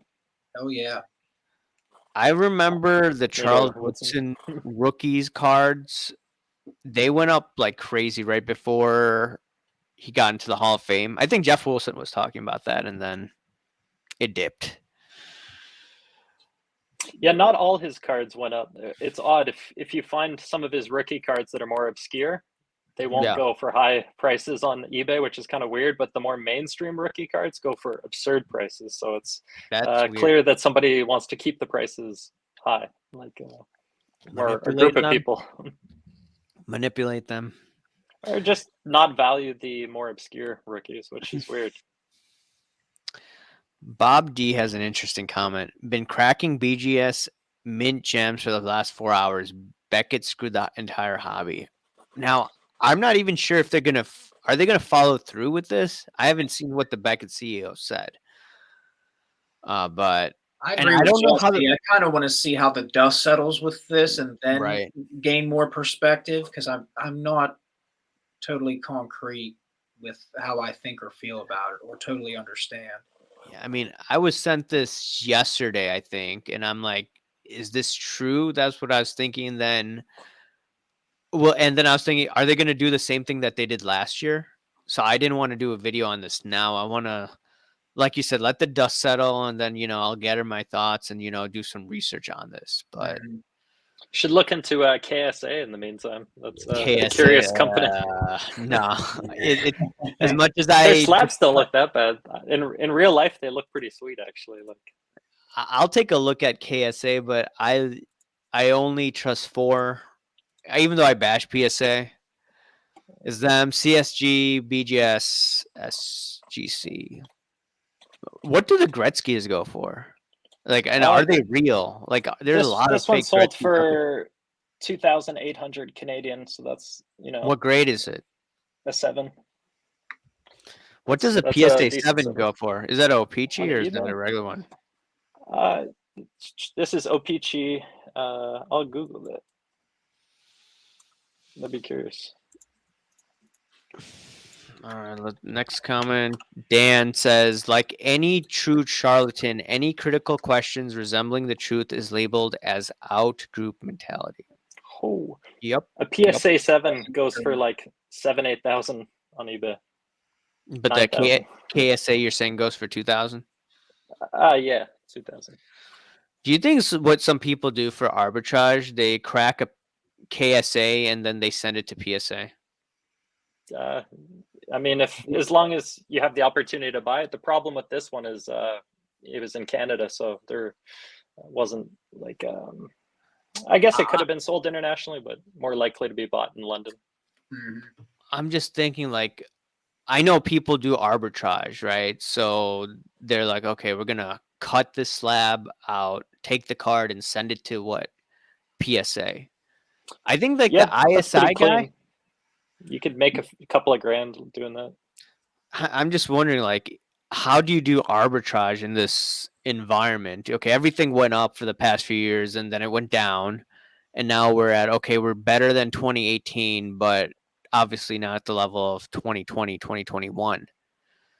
So, people are saying, hey, look, go to Golden and then sell it on eBay, or, buy it from eBay, send it to Golden to sell because you don't have to pay shipping or whatever, or it's cheap, no sales tax, dealing with the vault. So those are some strategies out there. I'm just thinking, like, what's a good arbitrage opportunity? I've got an idea, an opinion here. Why not just approach interesting people directly and just create collectibles like with the athlete or with the celebrity as a community? Like, what's stopping us from just like emailing, I don't know, random raider, let's say Max Crosby, and like just asking them to give a pair of shoes and like cut it up, make posters out of it with, patches in the poster. There'd be a lot of issues with I think, like, from a legal perspective, right? The copyrights, right? Maybe if you have an artist do it, it's like creative freedoms. If you have like a corporation do it, there's going to be a lot of legality issues. But if it's an individual artist creating the piece, I think there's a lot of creative freedoms that allow for loopholes in memorabilia, where you could like get some Raiders gear and like use just the black part of the jersey without logos. I want some Will Grier memorabilia. I want that. I want maybe his shoes or whatever, and do it that way. What about you, Steve? Put his jersey in a coffee mug, and then you could like have a Will Grier coffee mug. I want a Will Grier coffee mug, and then I want a PPP like auto. What do you think, Steve? Do you think that's the way to go? Yeah, I think Will Grier is a better investment than Kyler Murray. I want a dual patch auto of Will Grier and Kyler Murray. Now, that might actually have a little bit of value to it. But I think mainly if the hobby has any value towards Will Grier car, it's in 100% credit is due to Sports Card Radio. If anybody's looking for Will Grier cards, it's because of Sports Card Radio, not Will Grier. So we should always be buying up Will Grier autos because people will always buy it up. I think the marketplace of ideas based off their lives and the viewership they have, like, people love Sports Card Radio.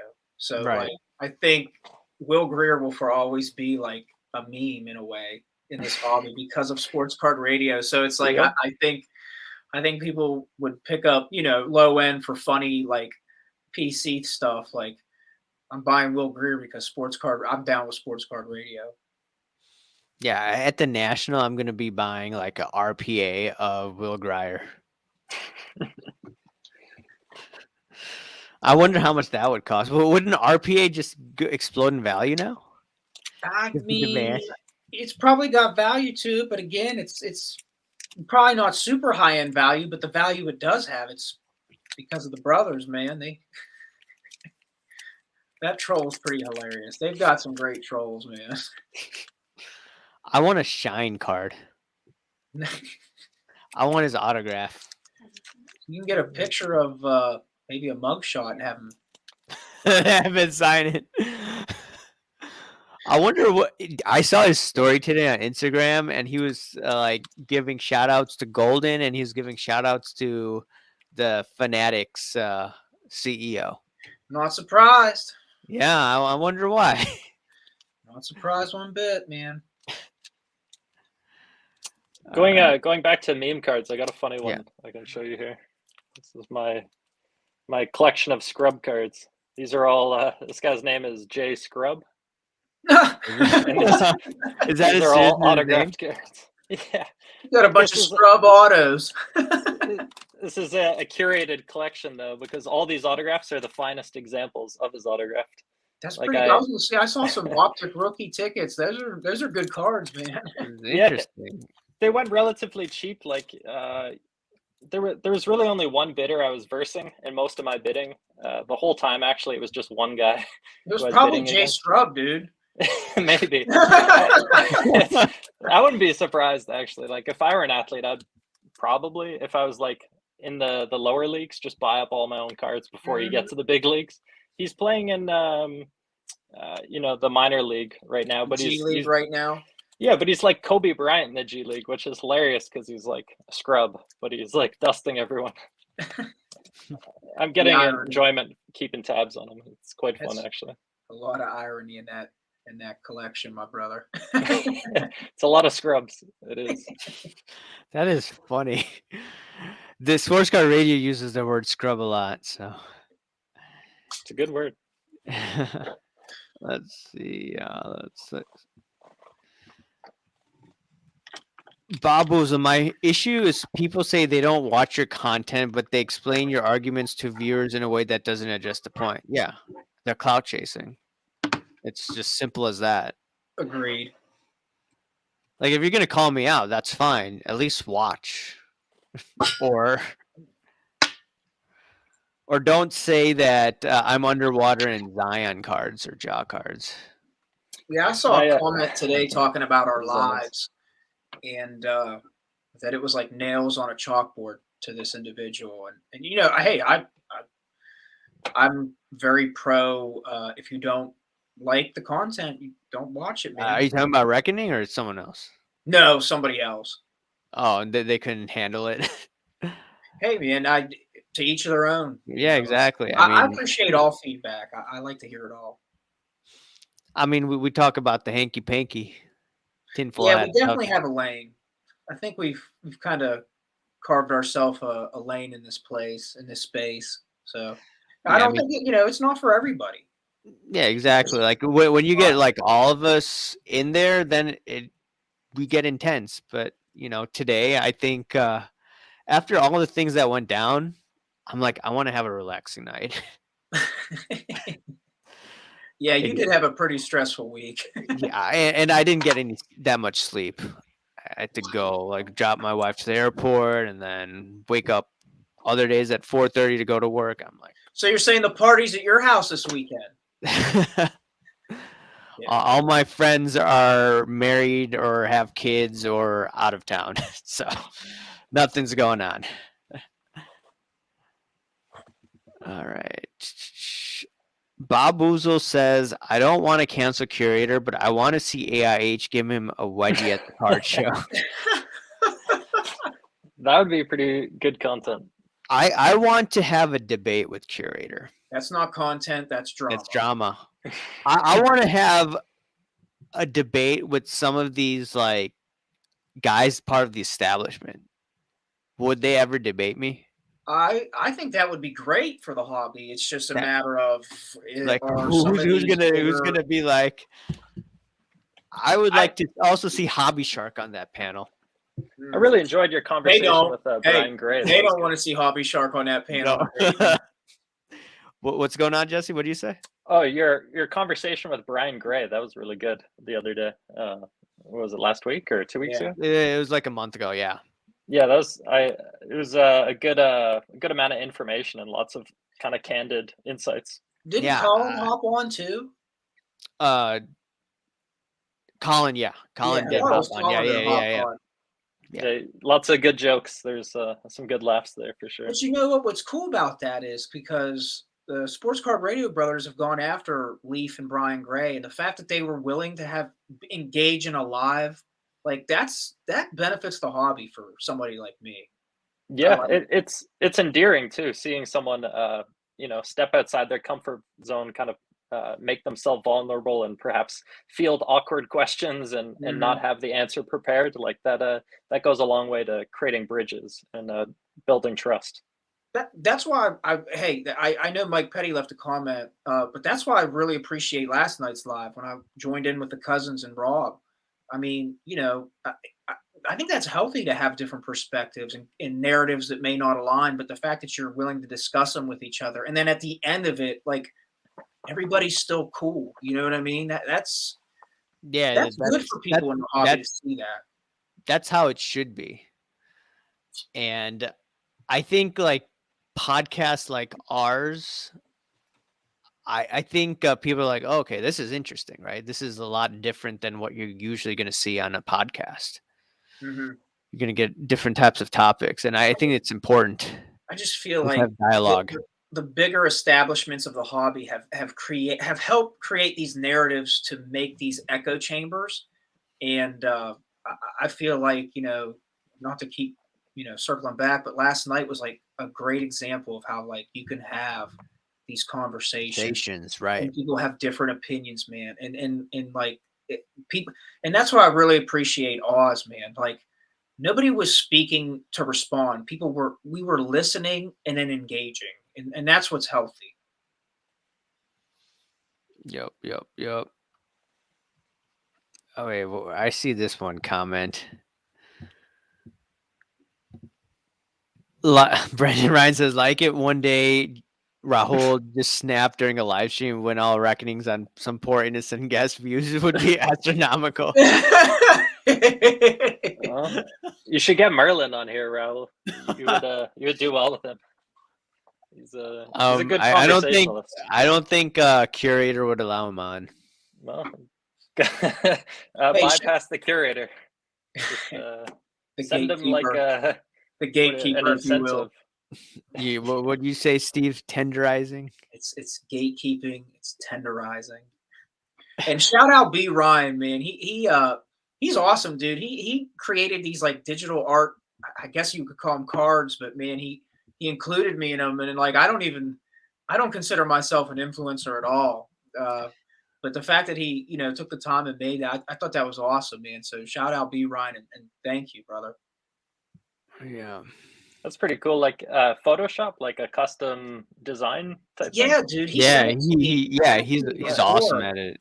Mm-hmm. He sent it to me before individually, and then yesterday, or maybe not yesterday, but maybe it was yesterday. He came out with like a reel of the different influencers he did this for, and it was awesome to be involved and included in that, man. That's sweet. Creative processes. Dude, I love that. I love that stuff. Mm-hmm. Although I wouldn't call myself an influencer. I'm just lucky people like Rahul were kind enough to let me come up here and spew my stupid. Apparently, I'm an influencer now, too. That is underwater in Zion cards.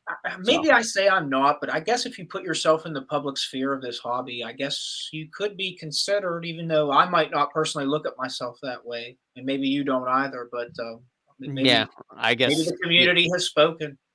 Yep. I'm an influencer. Yeah. Let's look at this. Elegant. I want a Rahul PMG. If there's an influencer card I want a Rahul PMG. Yo, when Dan sent that. Yeah, Dan sent that. That was awesome. That was amazing. I actually want that on a shirt. What color PMG? It was a purple PMG, man. Purple? Oh. It was after the Black Panther one of the Black Panther ones. But that was regarding what the Curator thing where he said the comp is what? $1,000 to $2,000 or something like that.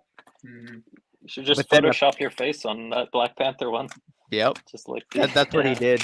That's what Dan did, dude. Oh, really? It was just so random. Like that. In our message, I just started dying, bro. Shout out, Dan. That was awesome. A funny card. What's kind of a funny?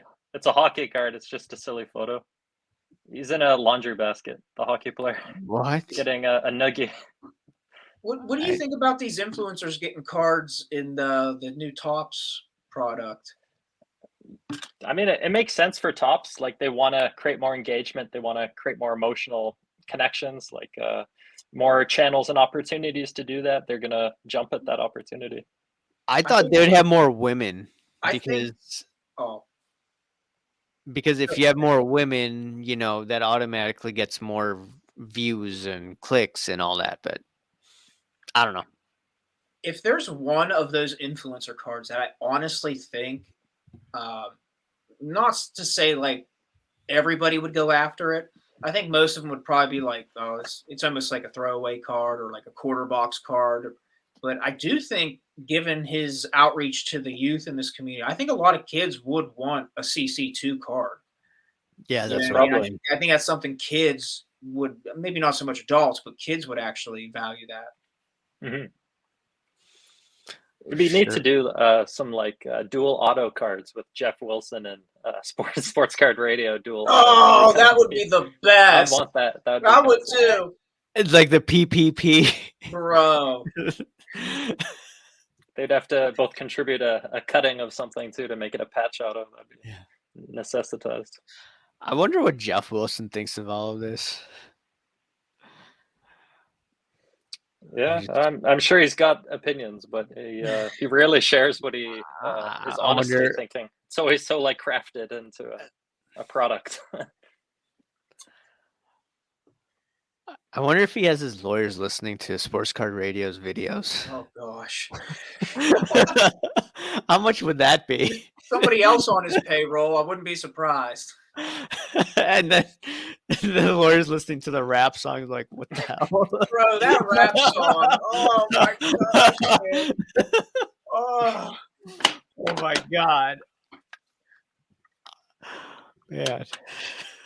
Maybe that's what. Maybe if we had a rap song for our lives with the group and should stuff, have a rap man, song. Maybe Like, we should that's contact the B-side. you know. Yeah, we should pay B-side for that. All right, I let's like that see. idea. It sounds pretty good. Do you think that some of these influencers are strategically trying to warm up to some of these watchdogs to avoid scrutiny? The therapist, Shill Diego, and Hobby Shark, Sasha T, and SCR? That's politics. Like I think everyone engages in politics. So I think, what's his name? Jeff Wilson, I think, is trying to warm up to Dan the Cardman. I don't think it's going to work, but I think some of these guys are like, okay, if I'm nice to them, then they won't call me out. I don't know. Oh, Dan's a very reasonable guy, so Jeff is trying to appeal to his him. his common sense, kind of realistic viewpoints. I mean, Jeff Wilson follows me on Instagram, but I really haven't interacted with him. I did post something regarding him on my page one time where it was something translated in Thai, but it sounded like really perverted of what he was saying. That I found like the translation of one of his videos, and then he commented on it. But he watches my stories, but I don't think he's going to try to, reach out to me because I've gone after his boys, Teapot, Curator. You may I don't mind Teapot so much. I feel like he's kind of one of the more interesting people in that group, I guess. He's blocked me on IG. That's too bad. There's no reason for these games. It's because I think I said that he's not qualified to do his job. Well, yeah, fair enough. I mean, a lot of us are kind of perhaps get in these situations where people look up to us and have high expectations of what we should be, and inevitably it's hard to meet those expectations. Right. Steve, were you saying something? if I did, it's lost my head. Yeah, it's lost. Okay. Yeah. All right. Dan says the true gem mints are now mint plus is insane from Beckett. They devalued so many damn cards. The hobby is superficial. It'll make a difference and not a positive one, in my opinion. So, does this make Okay. the black label tens more valuable than they are right now? I don't know. I mean, I have to think about this. What do you think, Steve? I think Dan's onto something. He raises a very good point. Again, I kind of need to see how this plays out with BGS and kind of see how the market reacts and how some things go. But I think Dan raises a very good point with that, where you could be devaluing certain cards.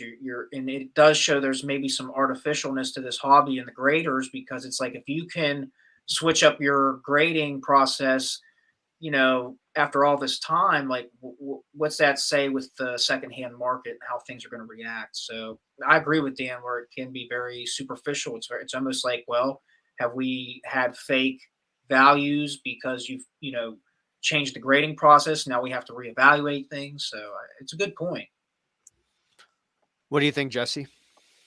Yeah, that whenever you change rules or you implement massive changes or overhauls, you're creating opportunity for exploitation as well. So people are going to see this news and kind of rush to the market and try and influence it one way or another to create an advantage.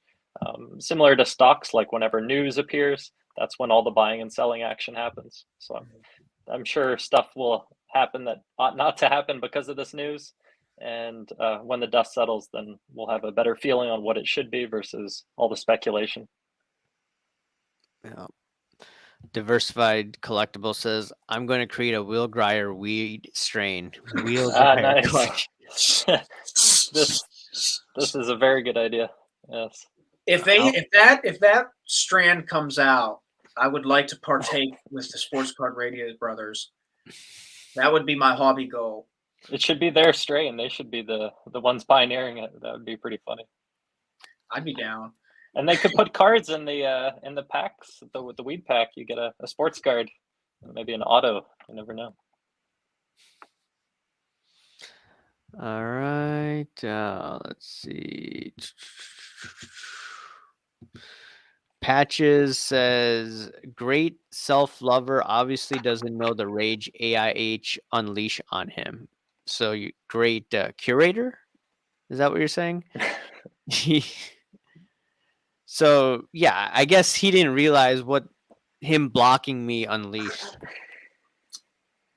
He shouldn't have blocked me. I think he blocked me again on my other channel because I said something in his live stream that, hey, look, DAP Sports has 44,000 subscribers. Laugh out loud. So yeah, that throws me for a loop. I don't know if that's real. I mean, it's obviously hanky panky. Hankus Pankus. Hankus pankus, as Dan the Cardman says. At its worst, you guys are entertaining. At its best, it really makes you think. Cannot go wrong by watching. There you go. You have an open mind. Thanks, Chronicles. What did you miss last night? You missed the cousins and you missed Splenda. Yeah, man, you can always go back and watch it. I thought it was a healthy conversation. And the most important thing for me is that we had the discourse and we're open and transparent with our thoughts and ideas. And at the end of it, man, we're all still cousins, man. I talked to Tony for a good bit today, man. Like I am grateful that they allow me the space to even say my thoughts, man. So shout out to the cousins for sure. Yeah, the thing is that they were showing some Michael Jackson cards. I'm thinking, wait, Reckoning didn't cover this? Yo, that's what I thought. Like that's right up John's alley, bro. Really? Like shout out Oz, man. He's got some fire pop culture. I even brought it up to him. I says, if you're familiar with Flippin' Steve, man, you guys are like two peas in a pod with this music pop culture card collection. And like I might not be into that, but man, it fascinates me. And I enjoy seeing guys like thrive in what they're passionate about. That's what's beautiful Yeah. about the hobby. Yeah, I mean, I'm thinking like those were nice cards. Oh, I've for never seen sure. those cards before. I'm like, Look. okay, for like I watched like 5 to 10 minutes of that podcast last night. I'm like, oh, that's interesting. What sort of cards were these? So they were like 80, like Oz had they were like 80s Michael Jackson cards where you almost like had to piece the cards together so that it formed a bigger picture. Oh, And then okay, he yeah. had like he had a sticker, which was it was beautiful. I mean, I'm not into the stickers collection, but like Oz has an awesome eye for stuff. I'll give him that. And he has such a unique lane. He collects so many things that we talked about. Like he can approach the hobby in so many ways. I know he's into the Stranger Things. He's into Allen Iverson, and Oh, that's nice. and he. But the Michael Jackson, I know he loves MJ. Man, it's good to see guys like able to like express themselves in this hobby through their PC with they're passionate about. Hmm. Yeah, the when you flesh out a collection, you learn so much too. It becomes almost like an educational thing. So then when you're sharing it with someone else, they learn a lot too. It's a lot of value there. There's a lot of diversity in this hobby, and like even for me who's like primarily sports card, I dabble in like the the 90s Pokemon stuff, like the original Pokemon sets. Like Oh yeah, nice. that's like and I get like blinded by what I like, so it's really nice to see what other people are into, and like how they go about it and the new stuff I can learn that way. I've got an embarrassing collection. I could probably share a couple of pieces from. Don't bring out no porno magazines, bro. Yeah, No, yeah. no, it's Yeah, legit. don't do that like OnlyFans Pokemon stuff. Oh man. So I just wonder if Reckoning watches those videos. He's now gonna troll your buddy's collectible cousins.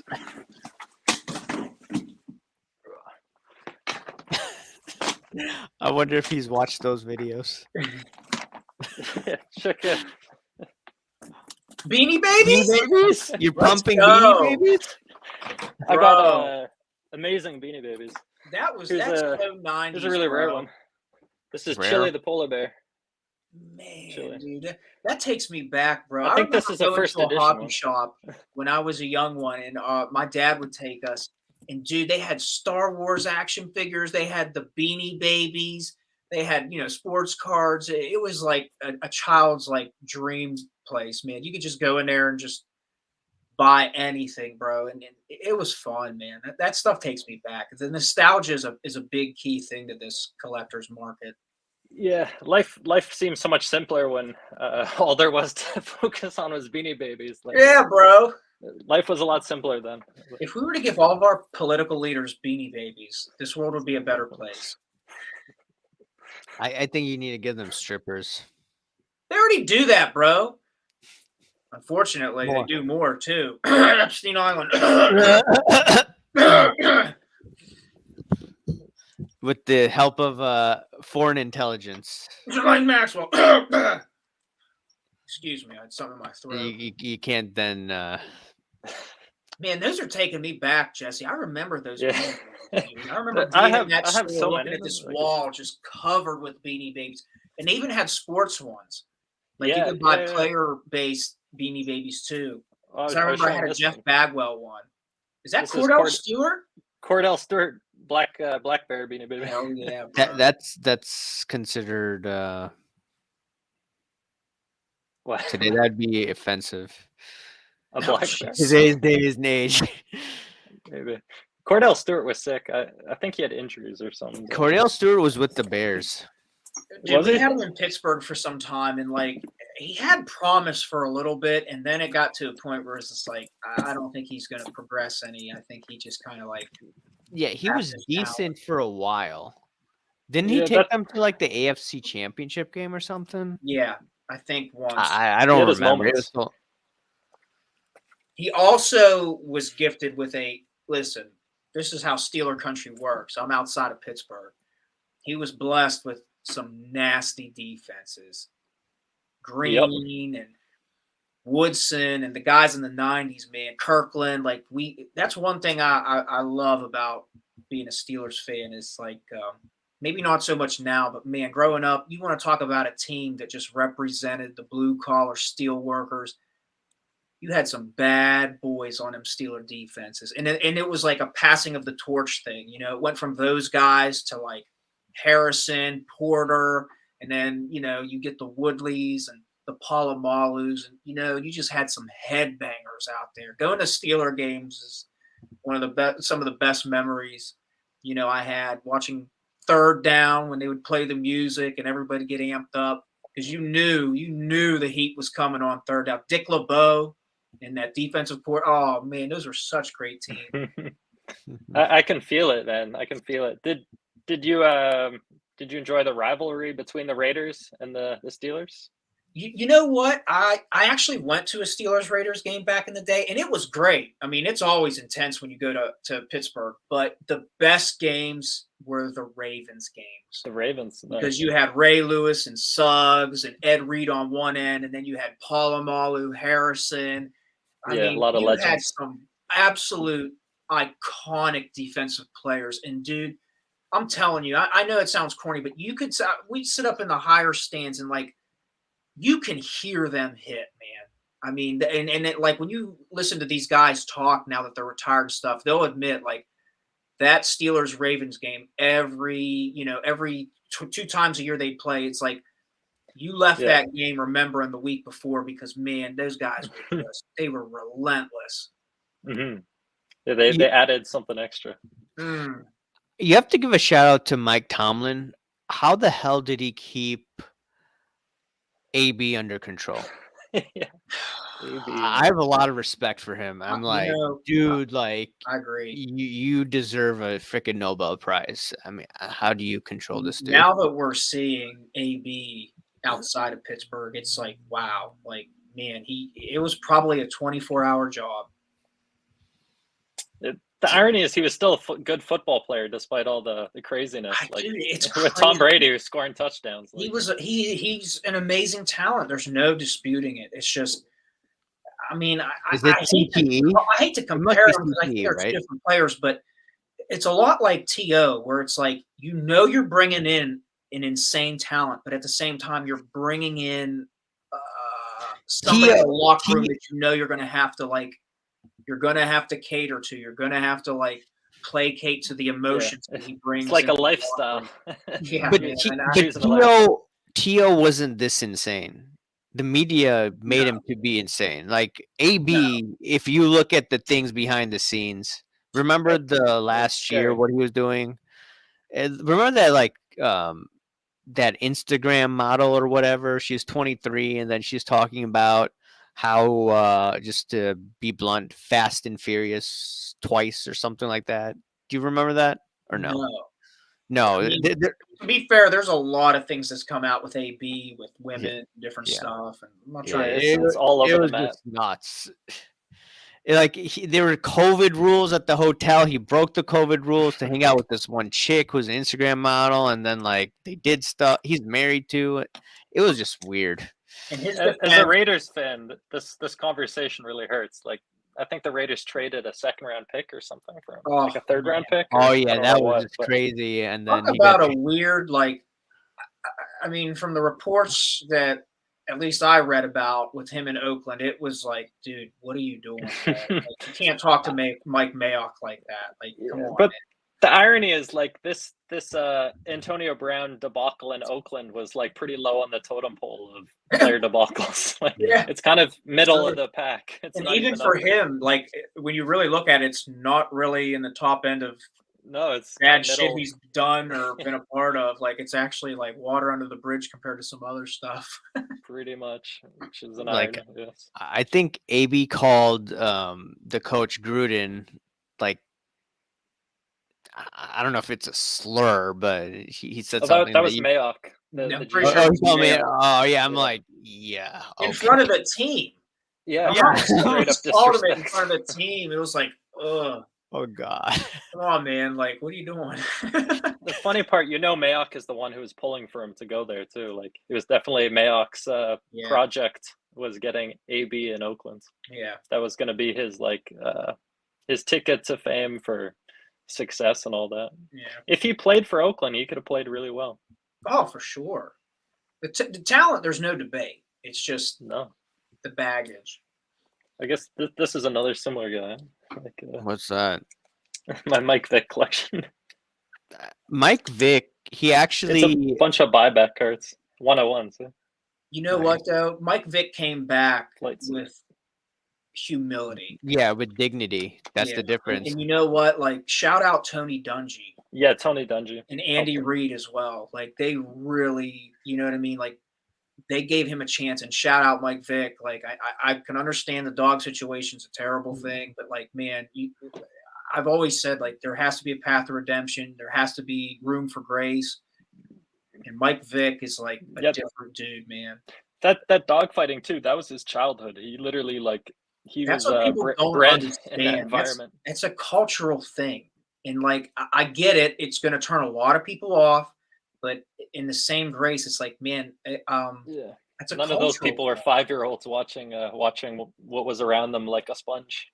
Like that Yeah. was his life, his experience, and Mhm. he And- definitely paid the price for it, like millions of dollars lost, And and despite potentially how Hall of Fame and potentially like Super Oh, Bowls. he was a Hall of Fame talent, no question. And despite people's opinions on the matter, it's like you to a degree, no matter what, you're a product of your environment to a degree. I mean, and like good or bad, I mean, you know, it's just a natural recourse of life. And the part with Tony Dungy, he acted as a mentor, which I think our society and it was sports especially. There's a lack of like solid mentors who are like one-on-one responsible for somebody else.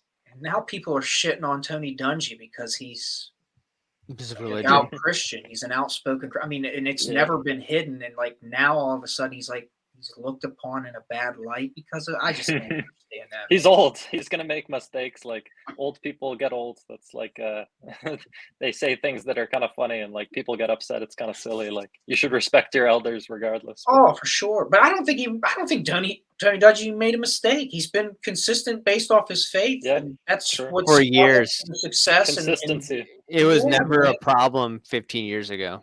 you tell me, you name me players that have a bad rapport or a bad thing to say about Tony Dungy. I'll wait. And that's where it's like I don't Well- understand why the media is trashing him because he's outspoken because he votes a certain way based off his religious beliefs. It's like that shouldn't be that strange. I enjoyed watching the Colts when Tony Dungy was a coach. He definitely made football interesting during that He's an time with ambassador. that He's an brand of football. absolute ambassador to the game.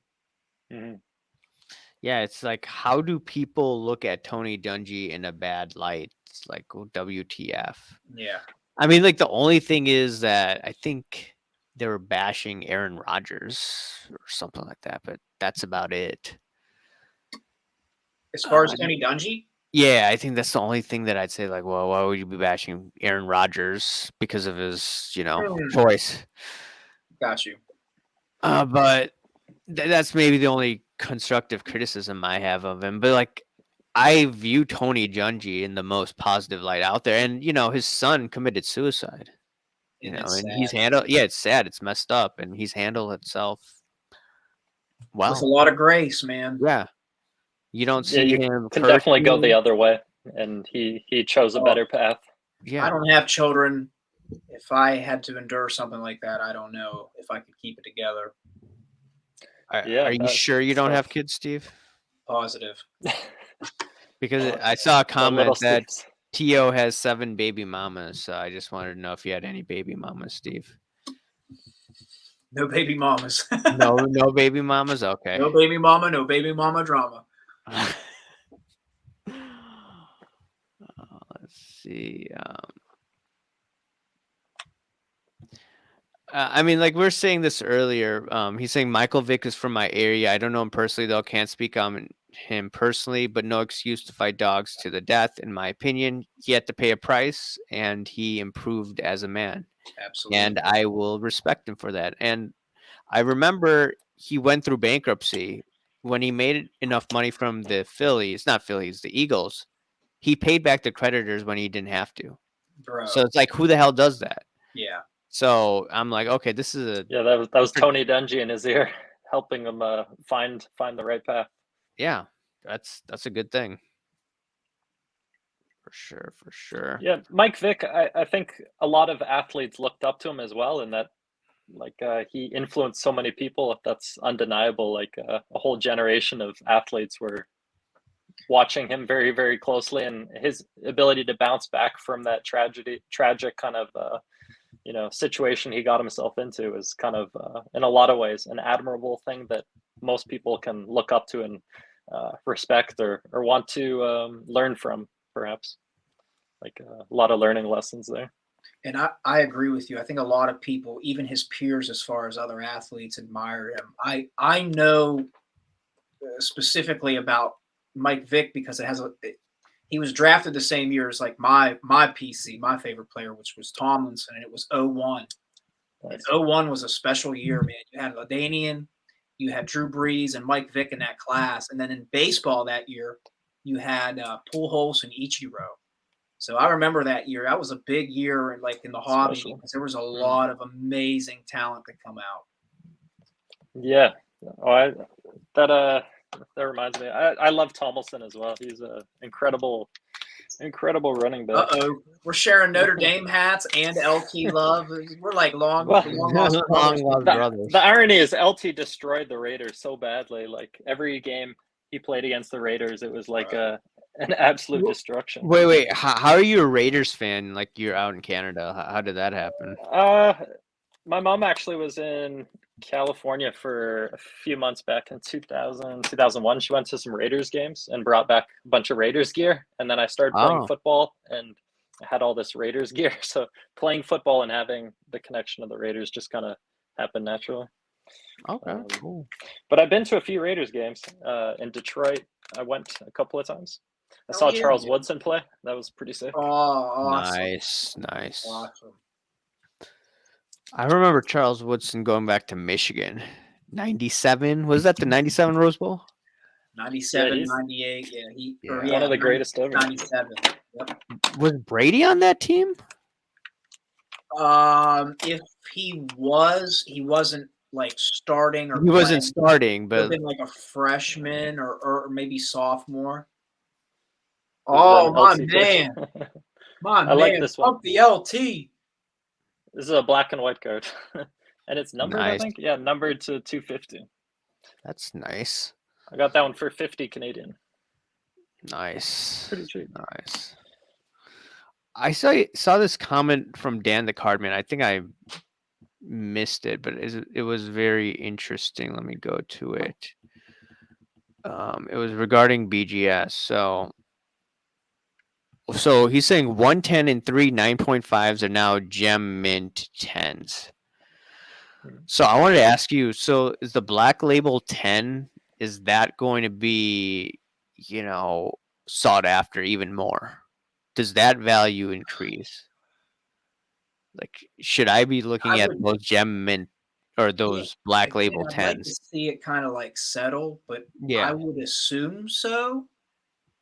But I don't know. I think 9.5s now, depending on the subgrades, are either going to take an increase or now maybe a decrease. So, like, I have a KD 9.5 rookie refractor. Right. And it's 3 9.5s and a 9. So it's really not going to apply to me. But again, it actually could. Maybe my 9.5 is even less valuable now. True. Bob Boozle says PigsPigs76 is a real creator. Take notes, fake curator. How the hell do you curate? Yeah, you do. How the hell do you call yourself the great curator? It's like, what's up with these people in this hobby? I mean, you're right, Steve, about how you label these males. I mean, there's a lot of ego that goes into this with the social media and the cameras, and I don't know. I can't speak for somebody, but it is to me. The last thing I would do would give myself a persona. I'd rather just be me. I get my identity. What's that now? Yeah, what is these are bones? So. Oh, okay. Bones? I'm like, what are you showing? Like they collect bones? Yeah. This is actually like a Native American artifact. It's like a bowling pin, basically. You would set them up on the ground, and then you throw stuff at them to knock them over. Oh, yeah. It's like So a my bowling pin. brother, I mean, Bones. I guess they're bones, but it's shark's teeth. Whenever he takes his beach trips, he always tries to collect shark teeth when he takes his walks and stuff. So Yeah, shark. I love shark's teeth. Those are cool. They can get pretty big too. Got that yeah. big triangle. They look pretty deadly. Yeah, PSA 10 bone. I'd like to grade it. Yeah, see what kind of grade that bowling pin can get. Sorry, guys. Excuse me for 1 minute. The coffee's hitting me one more time. What else? I got. Hey, this is really this is interesting. kinda neat. I never. Where do you buy these? Like auction houses or what? But these, no, you find these. It's not. I- I can't really talk about it too much, but this is like a fishing weight. I think you, Mhm. you like tie a line through it like a sinker. It's just it looks like a basic stone, but you'd have to know kind of what drill marks look like. Interesting. You can see a spear, kind of a spear. Interesting. Great Curator seems to want to be the collector from Guardians of the Galaxy. Yeah, I mean, it's hard to blame anyone for wanting to be liked and wanting to be like appreciated or respected. All these things, I think everybody to some degree wants to achieve. It's just along the way you make a lot of decisions and your values get tested. And when you get to what you want and you look back, you might not like who you are. So it's careful. You got to be careful about like what you want and not lose yourself along the way in trying to get there. I think Curator is probably a pretty good person. It's just he's gotten himself into some quandaries ethically, and I think it's adding up. Yeah, you just can't lie and deceive people like that. Oh man, Yeah, Arrowhead. Yeah, it's really I think interesting. these are spears, but it's chert, so it's like silica, the material, which is kind of like it's got a bit of transparency to it, so light goes into the stone. So I'm in Ohio, and there's a lot of Native American history that goes in these areas, tribes and stuff. So like, it's common for people to kind of like look for the arrowheads and artifacts and stuff. Yeah, the woodlands artifacts, but North America has artifacts going back like 10,000 years as well. Like For sure. obviously those are extremely rare, and I doubt I'll ever come across something from 10,000 years ago, but that is truly rare. Damn, really interesting. This is one of my favorite autos. What is that? It's a Christian Leitner, Christian Leitner. Oh, okay. Duke University. It's the greatest single game performance of all time. I think he went 20 for 20 from the field, and they won in double overtime, and he scored the game-winning basket. Was it the Kentucky game? Yeah.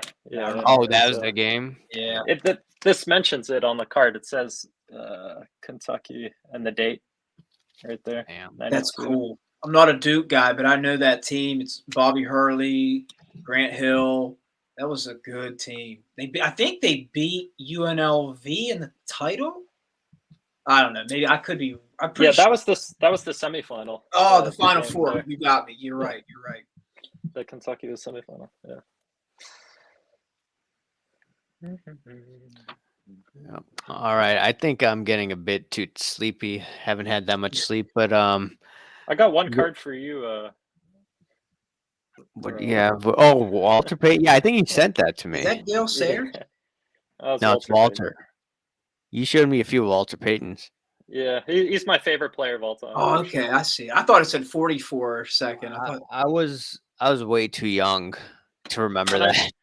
When I played football, I always watched him. It's like, yeah, he passed away in what, 2000? Yeah, he wasn't that old. Yeah, he was young. A lot of really rare autographs. Oh yeah, I'm sure. It's neat that you have so many lanes and collectability. You know what I mean? It's cool to see that. Who, me? Yeah. I feel like the stones I kind of went to when I realized that I was getting priced out a lot of things that I like to collect. The stones are very like I find a lot of enjoyment in finding something that aesthetically is like very interesting to me and feels rare as well. Mhm. Yeah, but yeah, we're gonna call you the real curator from now on. Real That's curator. gonna- All right. Yeah. All right. Before I wrap this up, where can we find you guys, especially you, Jesse? Well, I'm on YouTube and Instagram, PigsPigs76. Yeah, I don't really have a huge social media presence, but I do create a lot of content. I'm a photographer. I do a lot of digital design, that kind of stuff. Yeah, I'll look forward to maybe do some more collabs, maybe on Instagram or something. I haven't Yeah, done and Instagram collabs, and maybe we could talk more about Earth, not Earth. I sure. mean, your art that Yeah, you're if you into. need visuals too, like I do a lot of Photoshop stuff, Yeah, so for your YouTube. awesome. And Steve, where can we find you, man? On your channel, on LT's channel. I don't have one on my own, and I'm not getting one. But you can reach out, follow me on Instagram. Follow Splenda you on Sports Bar. Cousins Yeah, podcast I guess sometime. if they'll have me back on, which hopefully one day they will. I enjoy them guys, man. Yeah. All right. Thanks for coming on, and we'll do this another time. Awesome. Thanks for having me, Raul. Yep. Thanks, Steve, guys. it's been a pleasure. See ya.